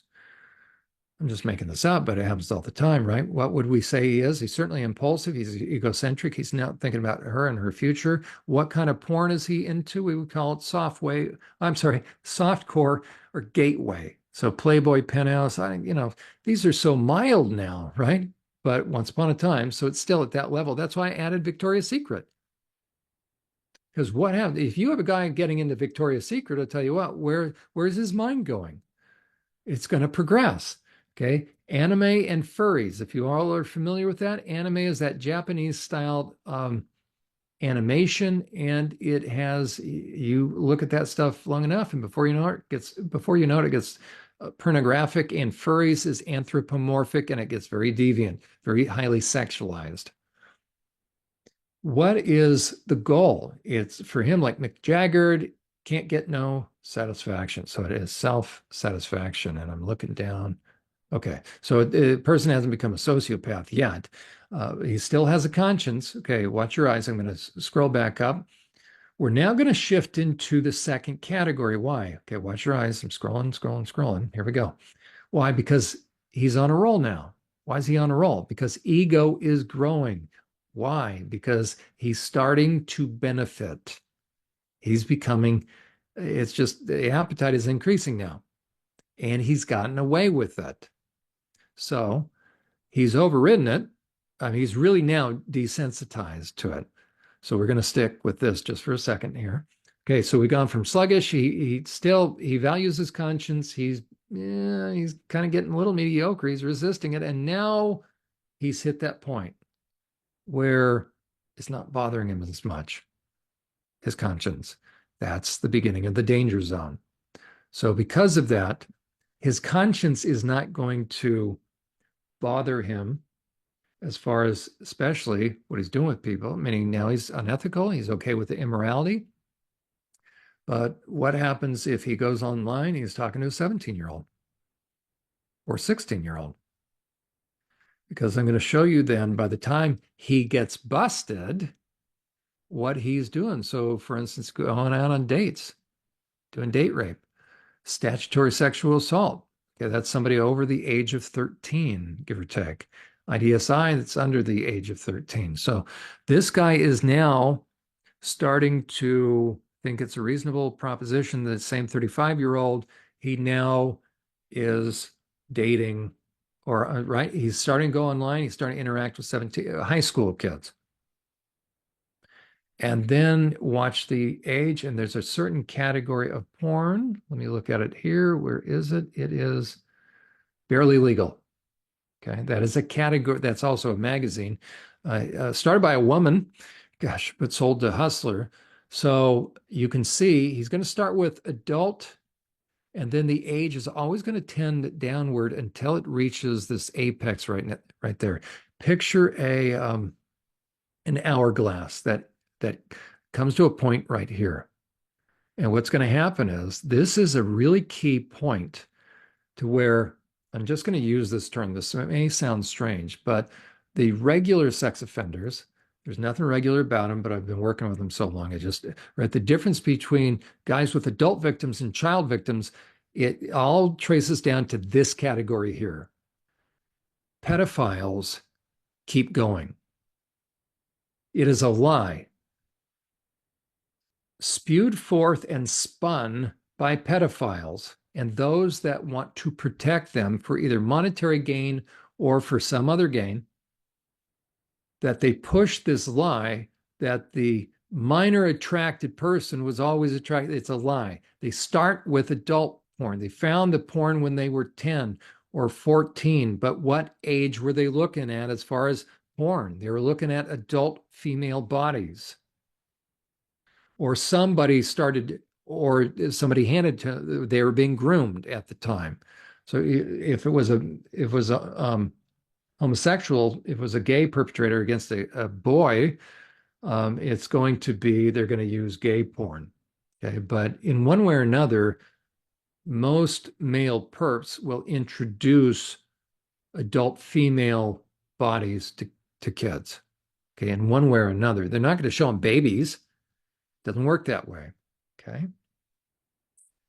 So as now this guy is consistently after work at night, he's into Playboy Penthouse. He then is going to transition to what? What do you think online? There we go. Pornhub, OnlyFans. And he's starting to now, this becomes his, he turns on the computer at night. Where is he going? Okay. What's he got on his phone? Okay. So we're transitioning now when things are, and you notice he already started to transition. And that's why I put the dotted line just to the right of where these two tiles or bricks are, right? Soft core gateway porn to computer generated in this day and age, right? Even the almost like Sims games, right? So it's starting to now be fully sexualized in the Pornhub and OnlyFans. He will start those, he will start accessing those before he crosses legal lines. This is where the pump is being primed. It's the pornography. Now, will he get busted at this point in time? Nope. But will he, if you're a guy, you start saturating your mind in this, eventually you're going into some of the little simulated games, and he's starting to interact with what age? There you go. 17-year-olds, 16-year-old girls. I mean, we certainly have boys as well. Okay. So before you know it, they're starting to interact with under the age of 18. What, are they getting arrested at that point? Absolutely not. They've got fake accounts. Okay. So they're starting to look more and more at younger. You've moved from college down into the teen. You're starting to. This is like age 23, 22, maybe 25 down to 18 and 17-ish in here, maybe even 16. You're starting to look at that stuff for a guy. These are all the guys in my sex offender. Now, again, rare is the time the guy's going to get busted for that, but they do. And when they do, they come over here. As a matter of fact, that's why I put it in the legal. So let's say a guy gets busted. Well, he's going to go before a judge. So I'm going to go back up now in the green to show you how this works. Okay. So let's say he does get busted, or he agrees to meet a 16-year-old online that he was playing computers with.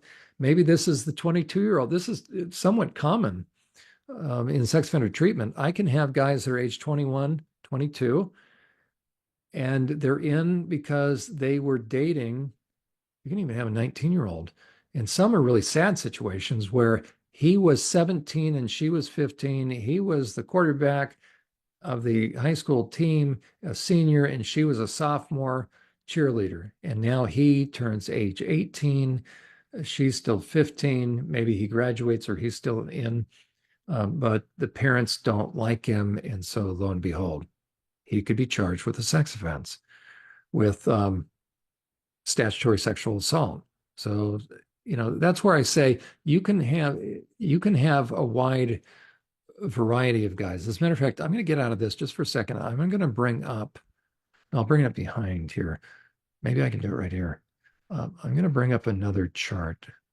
There it is. I don't know if it brought up here. So I'm just going to stop this for a moment. Bear with me. I was Those of going to you say, I watching. didn't see the new one on my end. I saw the one that you just had up. Okay, so there we go. There we go. These are some charts that I'd put together while in the prison system. Oh, let me get rid of that. Did you enlarge that a little bit too, John? Yes. As a matter of fact, if you want to see these, I would recommend go to churchprotect.org under the Truths tab, and then you're going to start to see some of my research. Okay, so here we go.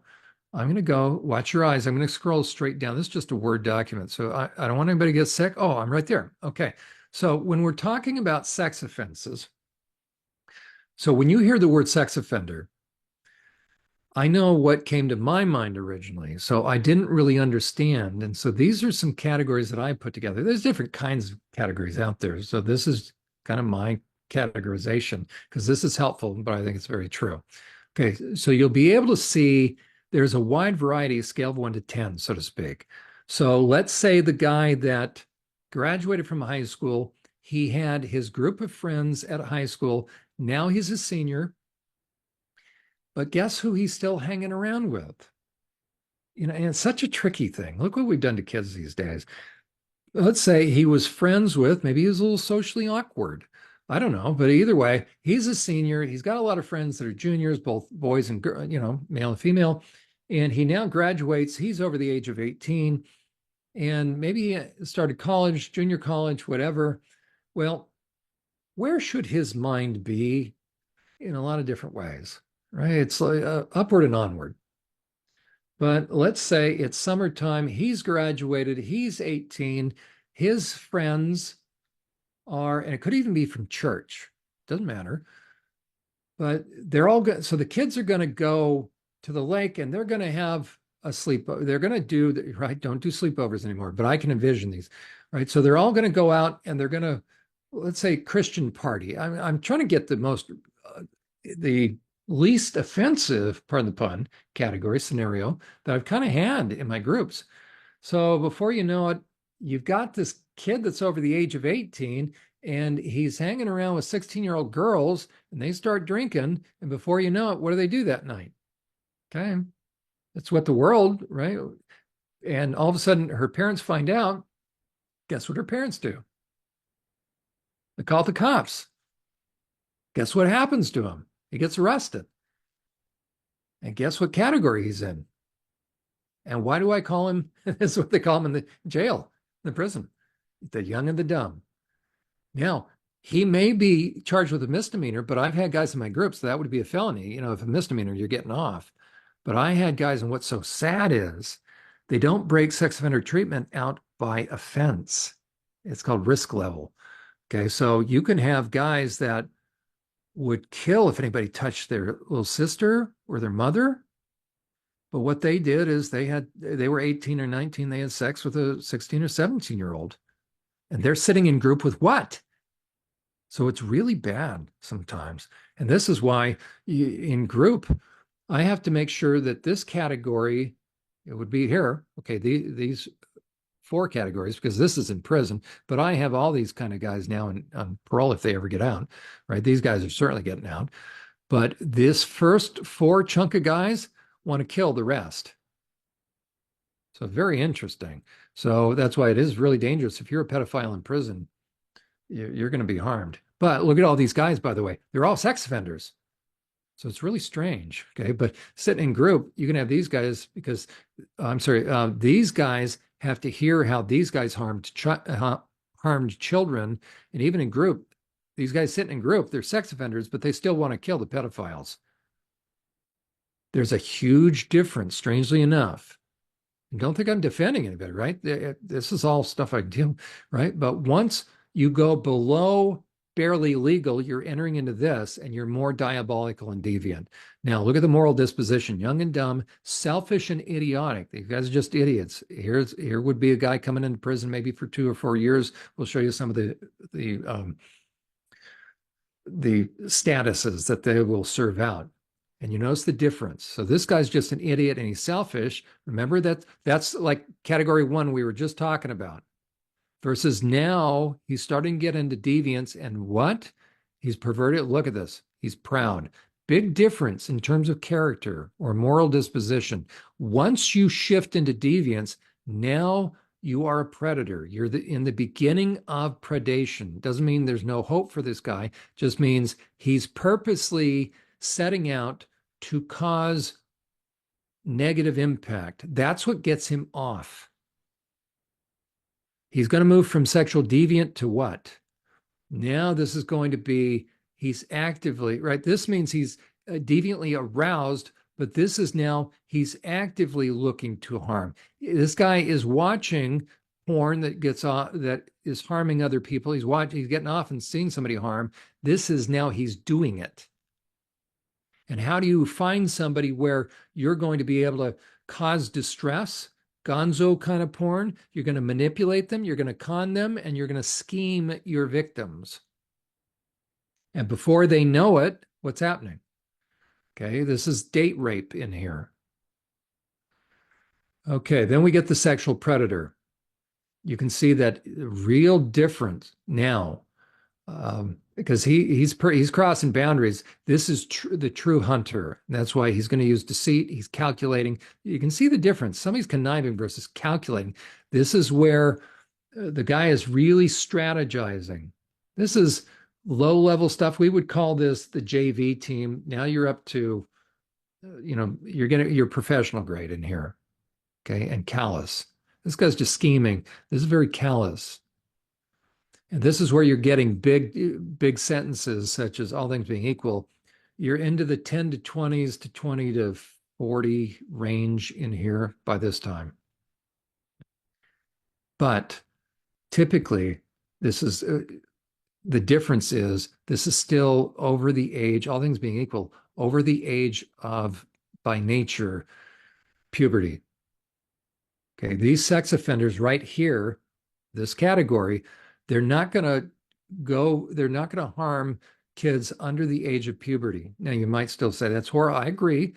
But let me ask you, in some countries, at what age, stay with me for a moment, okay, because this is important. What age do some decent men, yeah, I know I'm sounding like I'm contradicting myself, but I'll show you why I want us to think through this. In some cultures, how young, I'm not talking about forced marriages. Let me ask this. How old was, when you think of Joseph and Mary, Mary being the mother of Jesus, how old was Mary? 13 to 15. Would you consider Joseph a perpetrator? I wouldn't. Okay. It's important to think through this. Why? The difference is this. It never was going to be below puberty, but Joseph cared about Mary and was going to be faithful and to her and treated her like a princess and honored her. That's the difference between a perpetrator, an oppressor, versus somebody that isn't. So what I want you to hear through all that is, this sounds strange. I'm just going to use this term, so stay with me. These are the normal, there's nothing normal about this, okay? But what I call, these are the normal sex offenders, meaning adult victims. All of this is heinous, okay? This is heinous. This is below the age of puberty. And they tend to go increments of, this would be age 12, all things being equal, 12 to 10 or 9, give or take. Then it's going to be really elementary school, right? But this is going to be middle school first. Then you're going to have elementary school. Then you're going to have toddlers and babies. You see those groupings, and it matches the degree of moral depravity and the twistedness. There you go, sick and twisted. Coercive, cold-hearted, and forcible. And here we go. What kind of things do you think this kind of person, the pedophilic, sexually violent predator, right? I ran a specialized forensic unit, 65-bed unit, inpatient treatment for sexually violent predators. Had access to all their criminal histories, all their files. So when you get to a pedophile SVP, and this designation is placed on someone by a judge, when you get down to this level, what is this kind of person capable of? We already know what motivates them, and they're a psychopath. What are they capable of? What do you think I read in their criminal histories when I was on the SVP unit, overseeing treatment for a year? I opened their files. What kind of stuff do you think I saw? Things that movies that are made of. Do you think I ever saw guys that harmed kids? Of course. How many kids? Lots. In what ways did they harm them? Everything you read in the paper. Do you think any of them ever harmed them so badly that the children died? That they were raped to death? Yep. Did I have some of those guys in my group? Absolutely. Did I ever have any guys in my group that raped someone to death and then dismembered the little bodies? Yep. Did I have them in my group? Yep. Did I ever have any guys in my group that raped little children to death using objects? Yep. And in fact, if you want a description of one such rape, not a guy that I dealt with, I was I'm very grateful for the opportunity to have been featured in a documentary called Shattered. You can go on my website and find it. That was made by a good group out of Minnesota, the Child Protection League, to help incentivize lawmakers to increase the penalties for this kind of stuff instead of decreasing, especially if a guy went out on parole and he did it again. And so in that documentary, there's a police officer that described why he had to get out of the child protective end of things, having to look at the photographs and the videos that were taken from the perps that filmed these things. And it's horrific. And he said it ruined him. Okay, fortunately, I've never had to see the films. I couldn't do it. Okay, but I have to read about them. So the use of objects. Do you think I ever saw any of these perpetrators that happen to be wolf in sheep's clothing? What does that bring to mind? Yeah, in the ministry. 2 Peter chapter 2 is down here, by the way.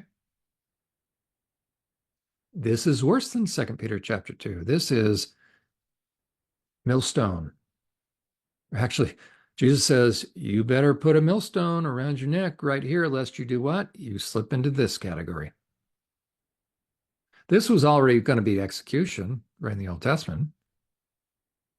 This is millstone. This is the hottest place in hell. Do you think I ever had or heard of a clergy that was raping kids? How about Jimmy Hinton? He and I first started, well, I put it together, but Church Protect was really a co-partnership. Jimmy kind of ended up having other priorities, but Jimmy Hinton's father is doing life, what amounts to natural life, 50 years in the Pennsylvania Department of Corrections. He was a pastor by day and a predator by night, not only on his own kids, but kids in the congregation and in the community. I forget how many victims. If you want to see one of his victims, if you go on churchprotect.org, you will see a video, a promo video, and the young girl that talks, where she says, I didn't know there were so many like me. I didn't know there were other victims. That's one of Jimmy Hinton's father's victims. And by the way, Jimmy Hinton's father perped on, you'll see a father say, you know what? I haven't been able to go to church in years. That's the father of some little girls that this pastor perped on. He had rape kits. If you go to jimmyhinton.org, you can hear the story. Okay. Now, did he film? Of course he filmed. Perped all over the place for years and years and years. That's how these guys are so good. Was Jimmy Hinton's father ever perped on? Absolutely not. Were there ever perps that insert objects? 100%. Let's say a guy is getting into the religious realm, and the darker these guys go, they'll harmonize with evil. If a guy's willing to insert the end of a baseball bat, a small baseball bat, or anything inside a child, do you think he's willing to insert other things? How about a cross? Of course. Why a cross? Why not? If you're that deviant. But why would he do that? Because he's going to, do you think he's going to show the child what he's using? Of course he is. Why would he do that? Why would he hold up a cross and show the child what he or she, for a boy anally raped, a girl could be anally raped with a cross? Why would he do that? What's down here? Because they're after what? Harming. Get touched by this. The goal is traumatizing. The goal is destroying. The goal is splitting the personality. The goal is shattering the soul, tarnishing. And they will do whatever they need to do. How about will they take the child at night and terrorize the child? Will they put masks on? What kind of mask? Hollywood mask? What kind of Freddy Krueger? What kind of mask? Any other kind of mask? Would they might look like demons? Would they ever put a Satan mask on while they're raping the child? Would they fill an area out with a bonfire? Maybe paint a pentagram on the basement floor, even if they're not serious about it. But then maybe if they're doing that, they harmonize with what? Oh, yeah. So you could actually, what have I just described? I'm going to get out of this. And, I didn't, wow, I didn't intend to really introduce that. Maybe that's a perfect segue. That may be enough. Now that I'm thinking about it, you know what? I'm just thinking about those that are watching. That may be enough right there. So that's how. So I want people to hear that, yes, ritualistic abuse happens. Satanic ritual abuse happens. These aren't, how did Jimmy Hinton's father get away with it for years? He didn't look like a freak job. He didn't look like the guy that, a guy that shooting acid and doing heroin and just, twitching and, the creepy guy down the street that everybody tells him to stay away from. No, this is the guy that, as a matter of fact, if people go on to churchprotect.org, again, that father had, Jimmy Hinton's father had won that father's confidence. As a matter of fact, okay, if you can go to churchprotect.org, you know what? Let's play this. I hadn't anticipated. Could you? Yep, you're on the home page. Scroll down, and hopefully you all now know why I put Church Protect together. Okay, we're going to go right there. I don't know if you have I shared the sound. Can you? I don't know if the sound will share. Let's find out. But what you're going to see, I want you to look for the youngest girl that gets up and talks, and there's a man with long hair with a ponytail. Let's see if it works. You let me know if you can hear it. Okay. No, we can't hear it. You know what? I think I have to do it on my end. Let's do it on my end. Perfect. Okay, so there it is. Okay, but I want you to look for, so this father, you're going to see a guy stand up where he talks about he hasn't been to church. Oh, what had just happened? I'm sorry, you all. The button and I pushed the darn thing. Let me go back. Emma, can you bring that up? Or do I don't know what happened. Everybody bear with us. You know what? I'm going to stop sharing and you take it from here. How's that?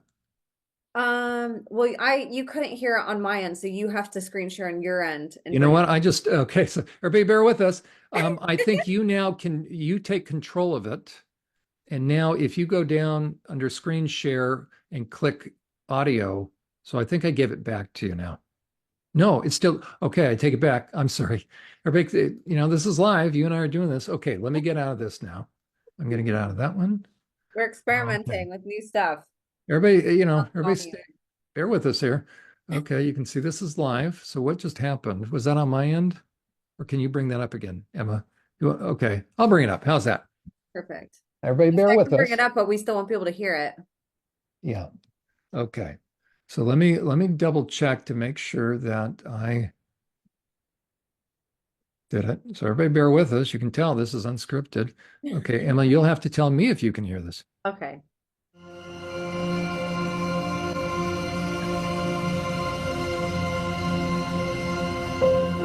It's imperative that a church leader be differentiating, be discerning between different degrees of sex offenders in order to assess the level of risk they pose to a church. And what Church Protect calls the super predator. That is the serial pedophile who specifically targets churches and is a wolf in sheep's clothing.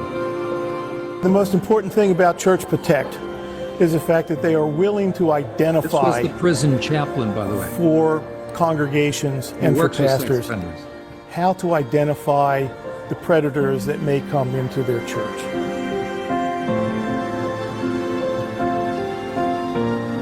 They're in all walks of life. That's the father. They're doctors, they're police, they're attorneys. By Jimmy Hinton's dad. The average Joe.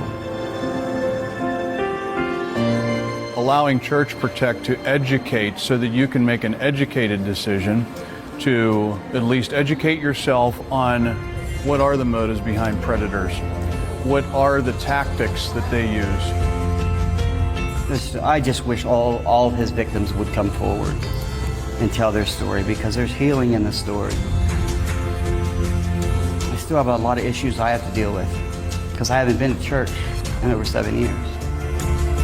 People who This is one of the I victims didn't know that they were survivors, of a and pastor. then I found out because I confided in them, and I was like, wow, this does happen to a lot of people. How can this just happen to so many people?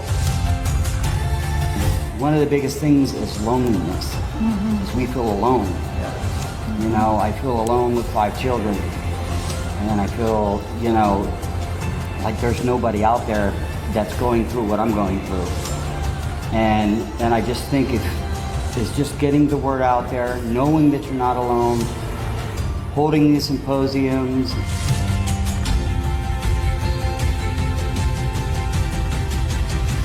I remember being 6 years old and saying, I will never tell him I love him, because he made me feel so uncomfortable growing up. The other co-founder of Church Protect, who's a therapist who has worked extensively with survivors of child sexual abuse, and worked extensively with child predators in prison, thousands of them. We started out working with survivors. We ended up in prison. I have about 11 years in prison. Mary Liz about 7. She's been doing therapy for a total of about 30 years. I've been doing therapy for about 25.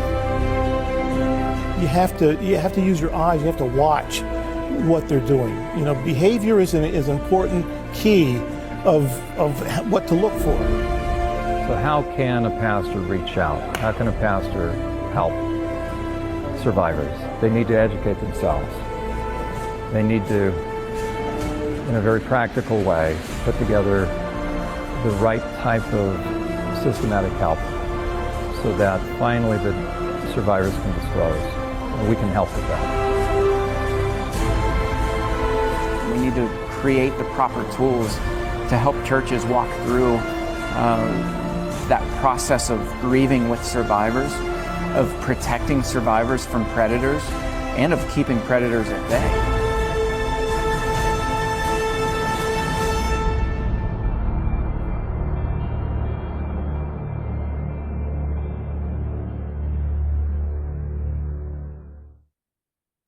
Okay.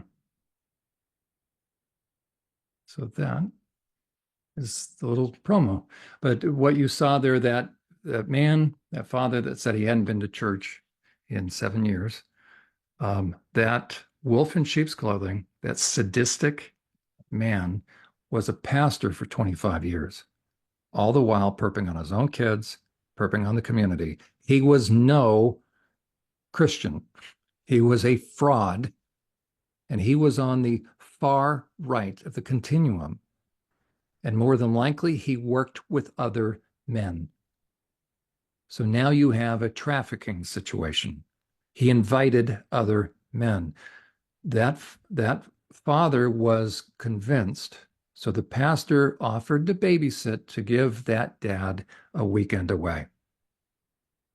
When that father was supposedly being able to relax because he's a single dad, guess what Jimmy Hinton's father, supposed pastor, was doing with the kids? He took them on hikes, and guess where they went? Guess what they encountered? So yes, evil people can do evil things, including add trappings. They can get into or can add the trappings of darkness, ultimately to keep kids silent. That is SRA.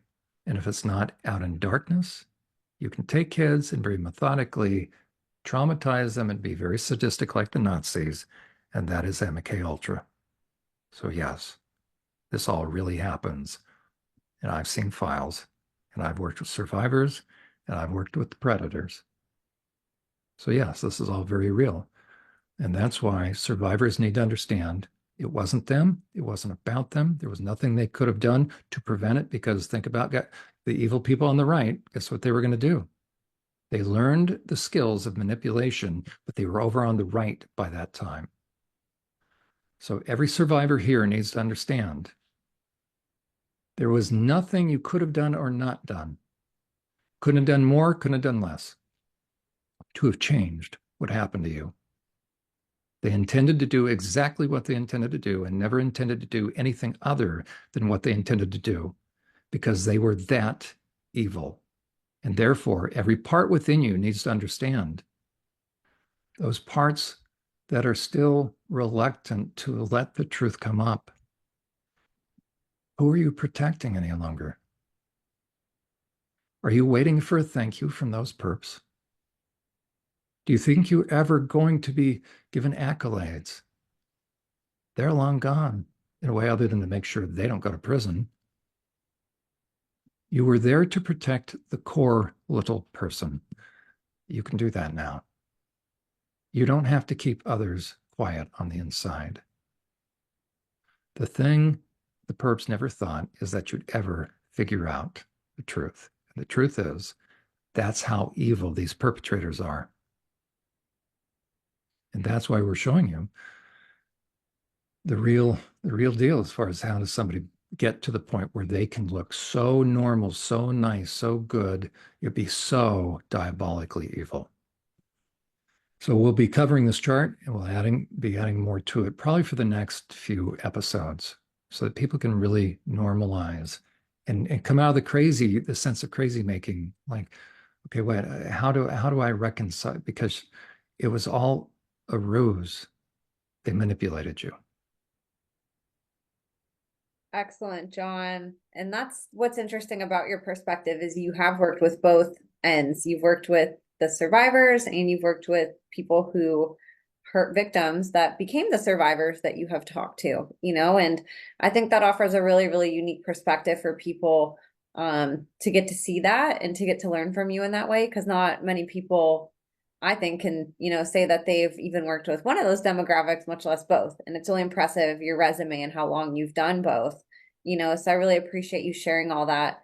It's so empowering to give people that peace of mind back and to take that shame off, to take the knapsacks off, and to be able to take responsibility for the things that they need to, which at that time normally is healing, and you can't heal when you have all those knapsacks on you and when you in that constant state of blame and shame, guilt and holding responsibility that's not yours. Then it prevents you from being able to hold on to the responsibility that you should actually be focusing on, which is, like I said, healing from these people that hurt you. So I really love how you're able to intertwine both of these worlds, the perpetrator world and then sort of the healing world. Like you're really able to integrate both in a beautiful way that's really cohesive, and it shows how these different power dynamics work between control and free will, and how one can manipulate each other and how you can also take that power back and move back to the end that you were intended to have at birth, so I really appreciate you being able to tie all this into it along with the spirituality side and really give people a good understanding of what happened to them, because it is so multidimensional, it's so multi-layered. It's very, very confusing for a lot of people to sift through that. And that's what stands out the most for many, many years for most survivors are those really, really heavy emotions. It's not the joy and taking back their power and empowerment, and happiness. It's years and years, sometimes decades of just horrible memories and emotions that back it up and abreactions, and just not really understanding what they actually went through and, that it wasn't their fault, and being able to give somebody that gift back and say it wasn't, like take your power back and heal, invest your power into healing from what somebody else did to you. That's a really big change for somebody to make in their life and in their healing journey. So I really, really appreciate you breaking this down. And I'm excited too to keep digging into this because I think it's fascinating to understand that, because we're always influenced by that, even by electronics and politicians. We watch a TV and that power dynamic's happening, and we're watching politicians bicker, and these power dynamics exist all around us, sort of the narcissistic, empathic, or predator victim. It's everywhere, and we have to be aware of that in order to keep our I guess, our safety to be able to protect ourselves from being manipulated by abusers that we might not even be looking at as that. Because like you said, again, great point. We picture predators and pedophiles to look like the homeless guy on the street that, looks like he hasn't showered in 10 years and might be talking to himself. And, very sadly, it couldn't be less true that that is what a predator looks like. These are very, very resourceful, many times wealthy, well-known, respected, charming, filled with accolades, Very normal looking. Very normal looking. Extremely normal looking. Yes. Matter of fact, the ones that we're focused on really, and the most dangerous ones, are the more psychopathic they become, the more they're moving toward the right end of that continuum, the more normal and adept and socially well-adjusted they become. Yes. That's what we really need to understand, what the public needs to understand. The worse they get in terms of psychopathy, the more normal they become looking. And that's why we never suspect them. That's why we vote them into office. That's why we give our kids to them to be the coach of the Olympic female gymnastics team.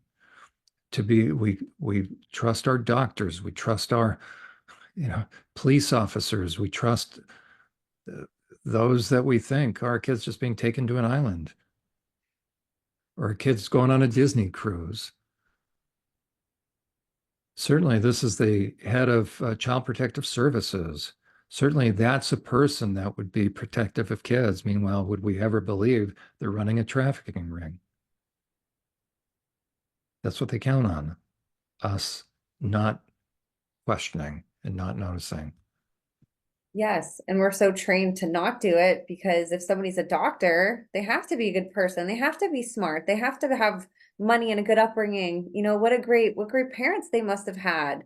Like we're really conditioned to look at people because of their labels, and on the same token, they train us to look at somebody like a homeless person as very different than probably how they are. That person probably is much closer to the survivors that you hear on this show, victimized, probably had a horrible life, and we've been manipulated to make them predators, which some of them may be, but it's just very skewed how we look at things. Like you said, we respect people that we shouldn't so many times.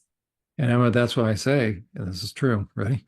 If somebody wants to study the effects of significant sexual abuse, sexual trauma on men, it's going to be the same thing for women, but if you really want to do the right research as far as your methodology in prison, so we're going to find the greatest harm, you're not going to study the men on the sex offender unit. If you want to study about the effects and impact and harm, you're going to go to the drug and alcohol unit.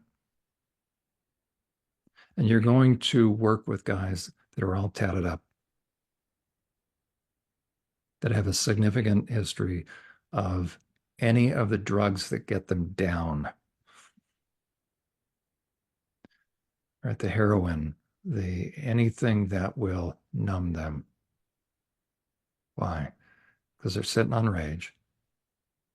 And they have parts oftentimes. And they're just trying to do what they can do to keep from having a rage blackout. Yeah, unfortunately, if we just do straight up drug and alcohol, it's never going to touch the trauma. So the drug and alcohol unit in prison is where, if you want to do the research on the effects of significant child abuse on a prison population, you go to the drug and alcohol unit.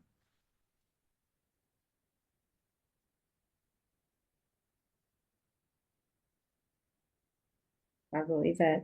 Yeah. Well, we'll continue this. Yeah. It's an important topic. I think, the more that we learn about this, you realize that this is something that we should all learn. This isn't just reserved for understanding survivors. We don't always realize all the influences in our lives and our relationships, So thank you again for creating that chart that you made. I love that you do that and that you're providing visuals to people. Some of the stuff it's a lot of information. There's a lot of moving parts, sometimes quite literally, like in your systems. chart that you made, That's right. you know, and being able to actually just see it, it creates a very meaningful and I think deeper level of understanding of things that are really hard to comprehend. So I think this is really cool. I'm excited to learn more. And I love that you showed that video too. That was a really, really impactful video. So let's go back to Church Protect, since I already have that up, and let's go through all the places that people can find you and connect with you. And if you want to explain more what Church Protect is, go for it, and just share how people can keep up with you, John. Okay, and if somebody's still listening to us, they deserve an award. I just realized how long. This So, is great. okay. So again, I have 3 different sites. Churchprotect.org is primarily has more clinical or my research. Am I officially published? No, in time though. But if you want to go under the Truths tab, that will, well, I recommend both. But again, the Truths tab has more of the research. And then under the Insights tab, that I had to break it out now, Insights 2024. Oh, But under the regular Insights, so that's social media posting. If you want to find out kind of my commentary, what I do on social media, it's primarily Twitter. That's all I can keep up with. Under just the regular Insights, if you want to find out my story about being the first prison psychology staff whistleblower against abuse or regarding abuse of mental health inmates in solitary confinement. That's my story. So I blew the whistle on Pennsylvania Department of Corrections and paid a pretty heavy price. They trumped up charges. Euler forged stuff. Yeah, that's what I'm going to do. A lot of benefit working in prison. I'm going to forge what? Oh, you're going to forge treatment plan. Oh, that's what I'm going to do. So I'm going to do extra work. That's what I'm going to do. Yeah. So that's why the judge tossed it. So the entire story is there. The pusher of that myth and the really one of the main guys who wanted to see me in prison, he eventually lost his psychology license, James Harrington, and I was a key witness against him. So it's a lot of divine justice there. Okay, so that's churchprotect.org, and then there is survivorsupport.net. And this is a resource for survivors. Best way to do it, move from left to right. If you want to visit what I'm doing on my Friday night live podcast, as far as the recordings, that's under the podcast tab. Yeah, you can cut in there. That's right, under Listen Live. So that is the Exceptional Conservative Network. There's a lot of conservative commentaries. I myself am conservative, but I want you to know. So it goes 24/7. But if you scroll down, my little picture might be there under the host somewhere in there. So you can see my picture. There I am. You'll see the little thumb. There I am. Okay, so that's kind of cute. There I am. So Friday nights, 8 to 9 p.m. Eastern Standard Time on this station. So I'm the only counseling station right there. So that's where you find me. So 8 to 9 p.m. Or you can go back and watch past podcasts under the podcast tab. I'm currently working on a series. Every survivor should listen to it. It's what is forgiveness, what it is versus what it is not. Emphasis on what it is not. There's been false teaching, a lot of it out there. Okay, so we're almost up to episode 30. There will probably be a total of about 50. So it's about 50 hours on the topic of forgiveness. We have to get this right so that survivors can be set free. So and then a lot on boundaries if someone scrolls further down. So then there is another site that's, so I don't want to keep people up too late if they're watching this at night. But it's a good series. I'm trying to take time to go through every aspect of the subject on forgiveness.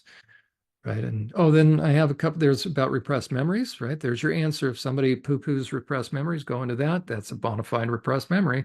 So all you have to do is find one. We found one. Okay. That's a military veteran. So it's a guy that had repressed memories and through a dream, by the way, that was verified. 2 programs about difficulties during the holidays and then the rest on boundaries. And if you want to see some of the charts that I went through, they are in there. So there you go. The next site would be Unmasking the Trans Movement. All one word scrunched together. That would be .com. And that is an extensive resource of podcasts 30-minute podcast episodes on clinical matters and also talking as far as personal experience, survivors or parents and others. So it's good, definitive information that will equip you to combat the false narratives that are being pushed for the reason why to trans kids, to transition them. So that's that site. All the videos are up on maybe even a few of the recent ones right there on YouTube, all the same thing, Unmasking the Trans Movement. I am hoping to put up, there is one that I haven't gotten to. You can see I'm 2 weeks behind.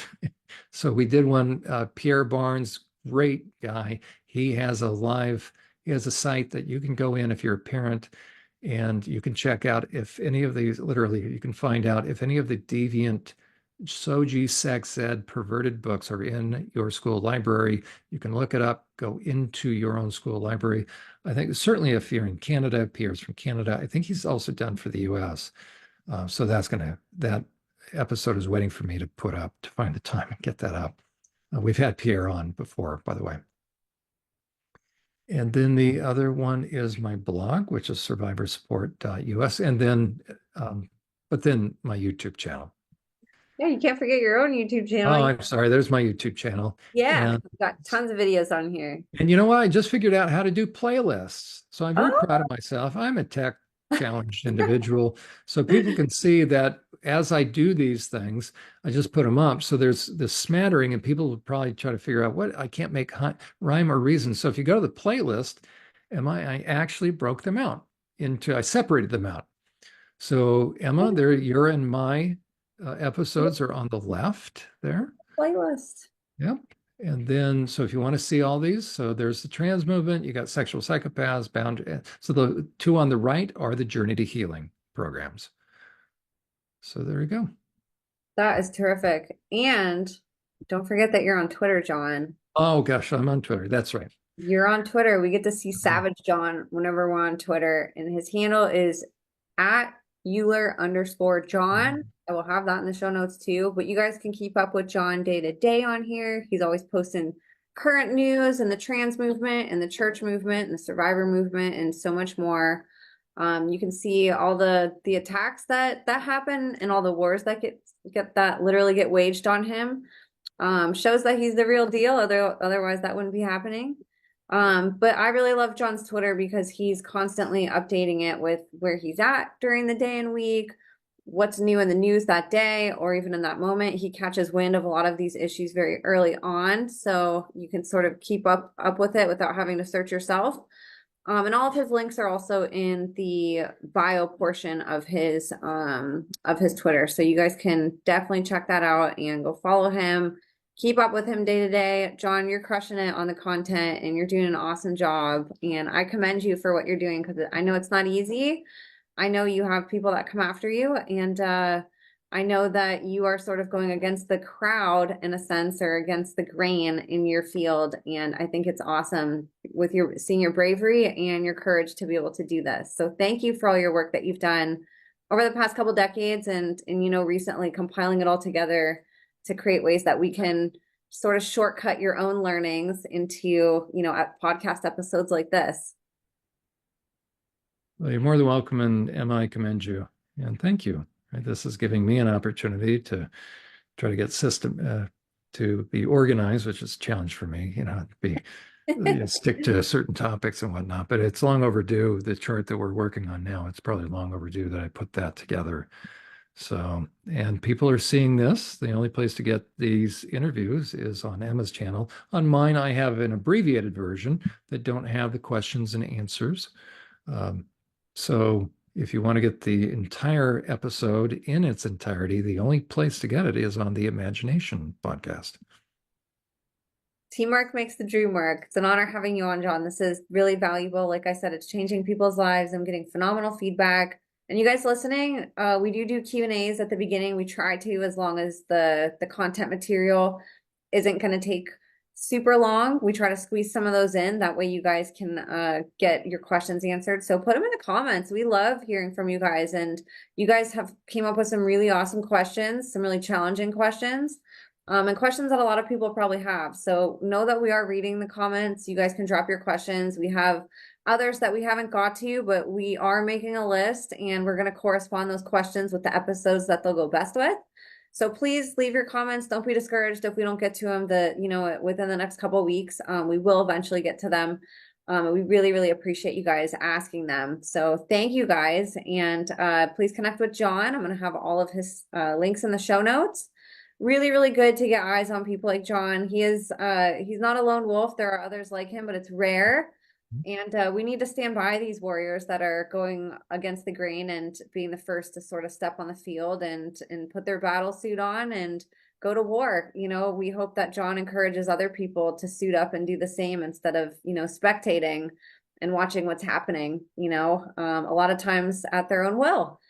So John, I commend you again and think it's awesome. And you're a great role model and you set a great example in your field. And I'm excited to see where your journey goes and all the awesome podcasts that you're doing. I'm so happy that you're getting recognized more. You deserve it. And if anybody listening has a podcast, invite John on it, you guys. But please go connect with him. I'll have all my stuff in the show notes to you guys. We're really grateful for all your support and that you guys stick with us and, see the impact that this podcast has and in these series like what John's doing with us. We really, really appreciate you guys supporting and sharing and commenting. So again, leave your questions below, connect with us. We love you guys so much and appreciate you. God bless you all. Thank you for tuning in, and we'll see you next week.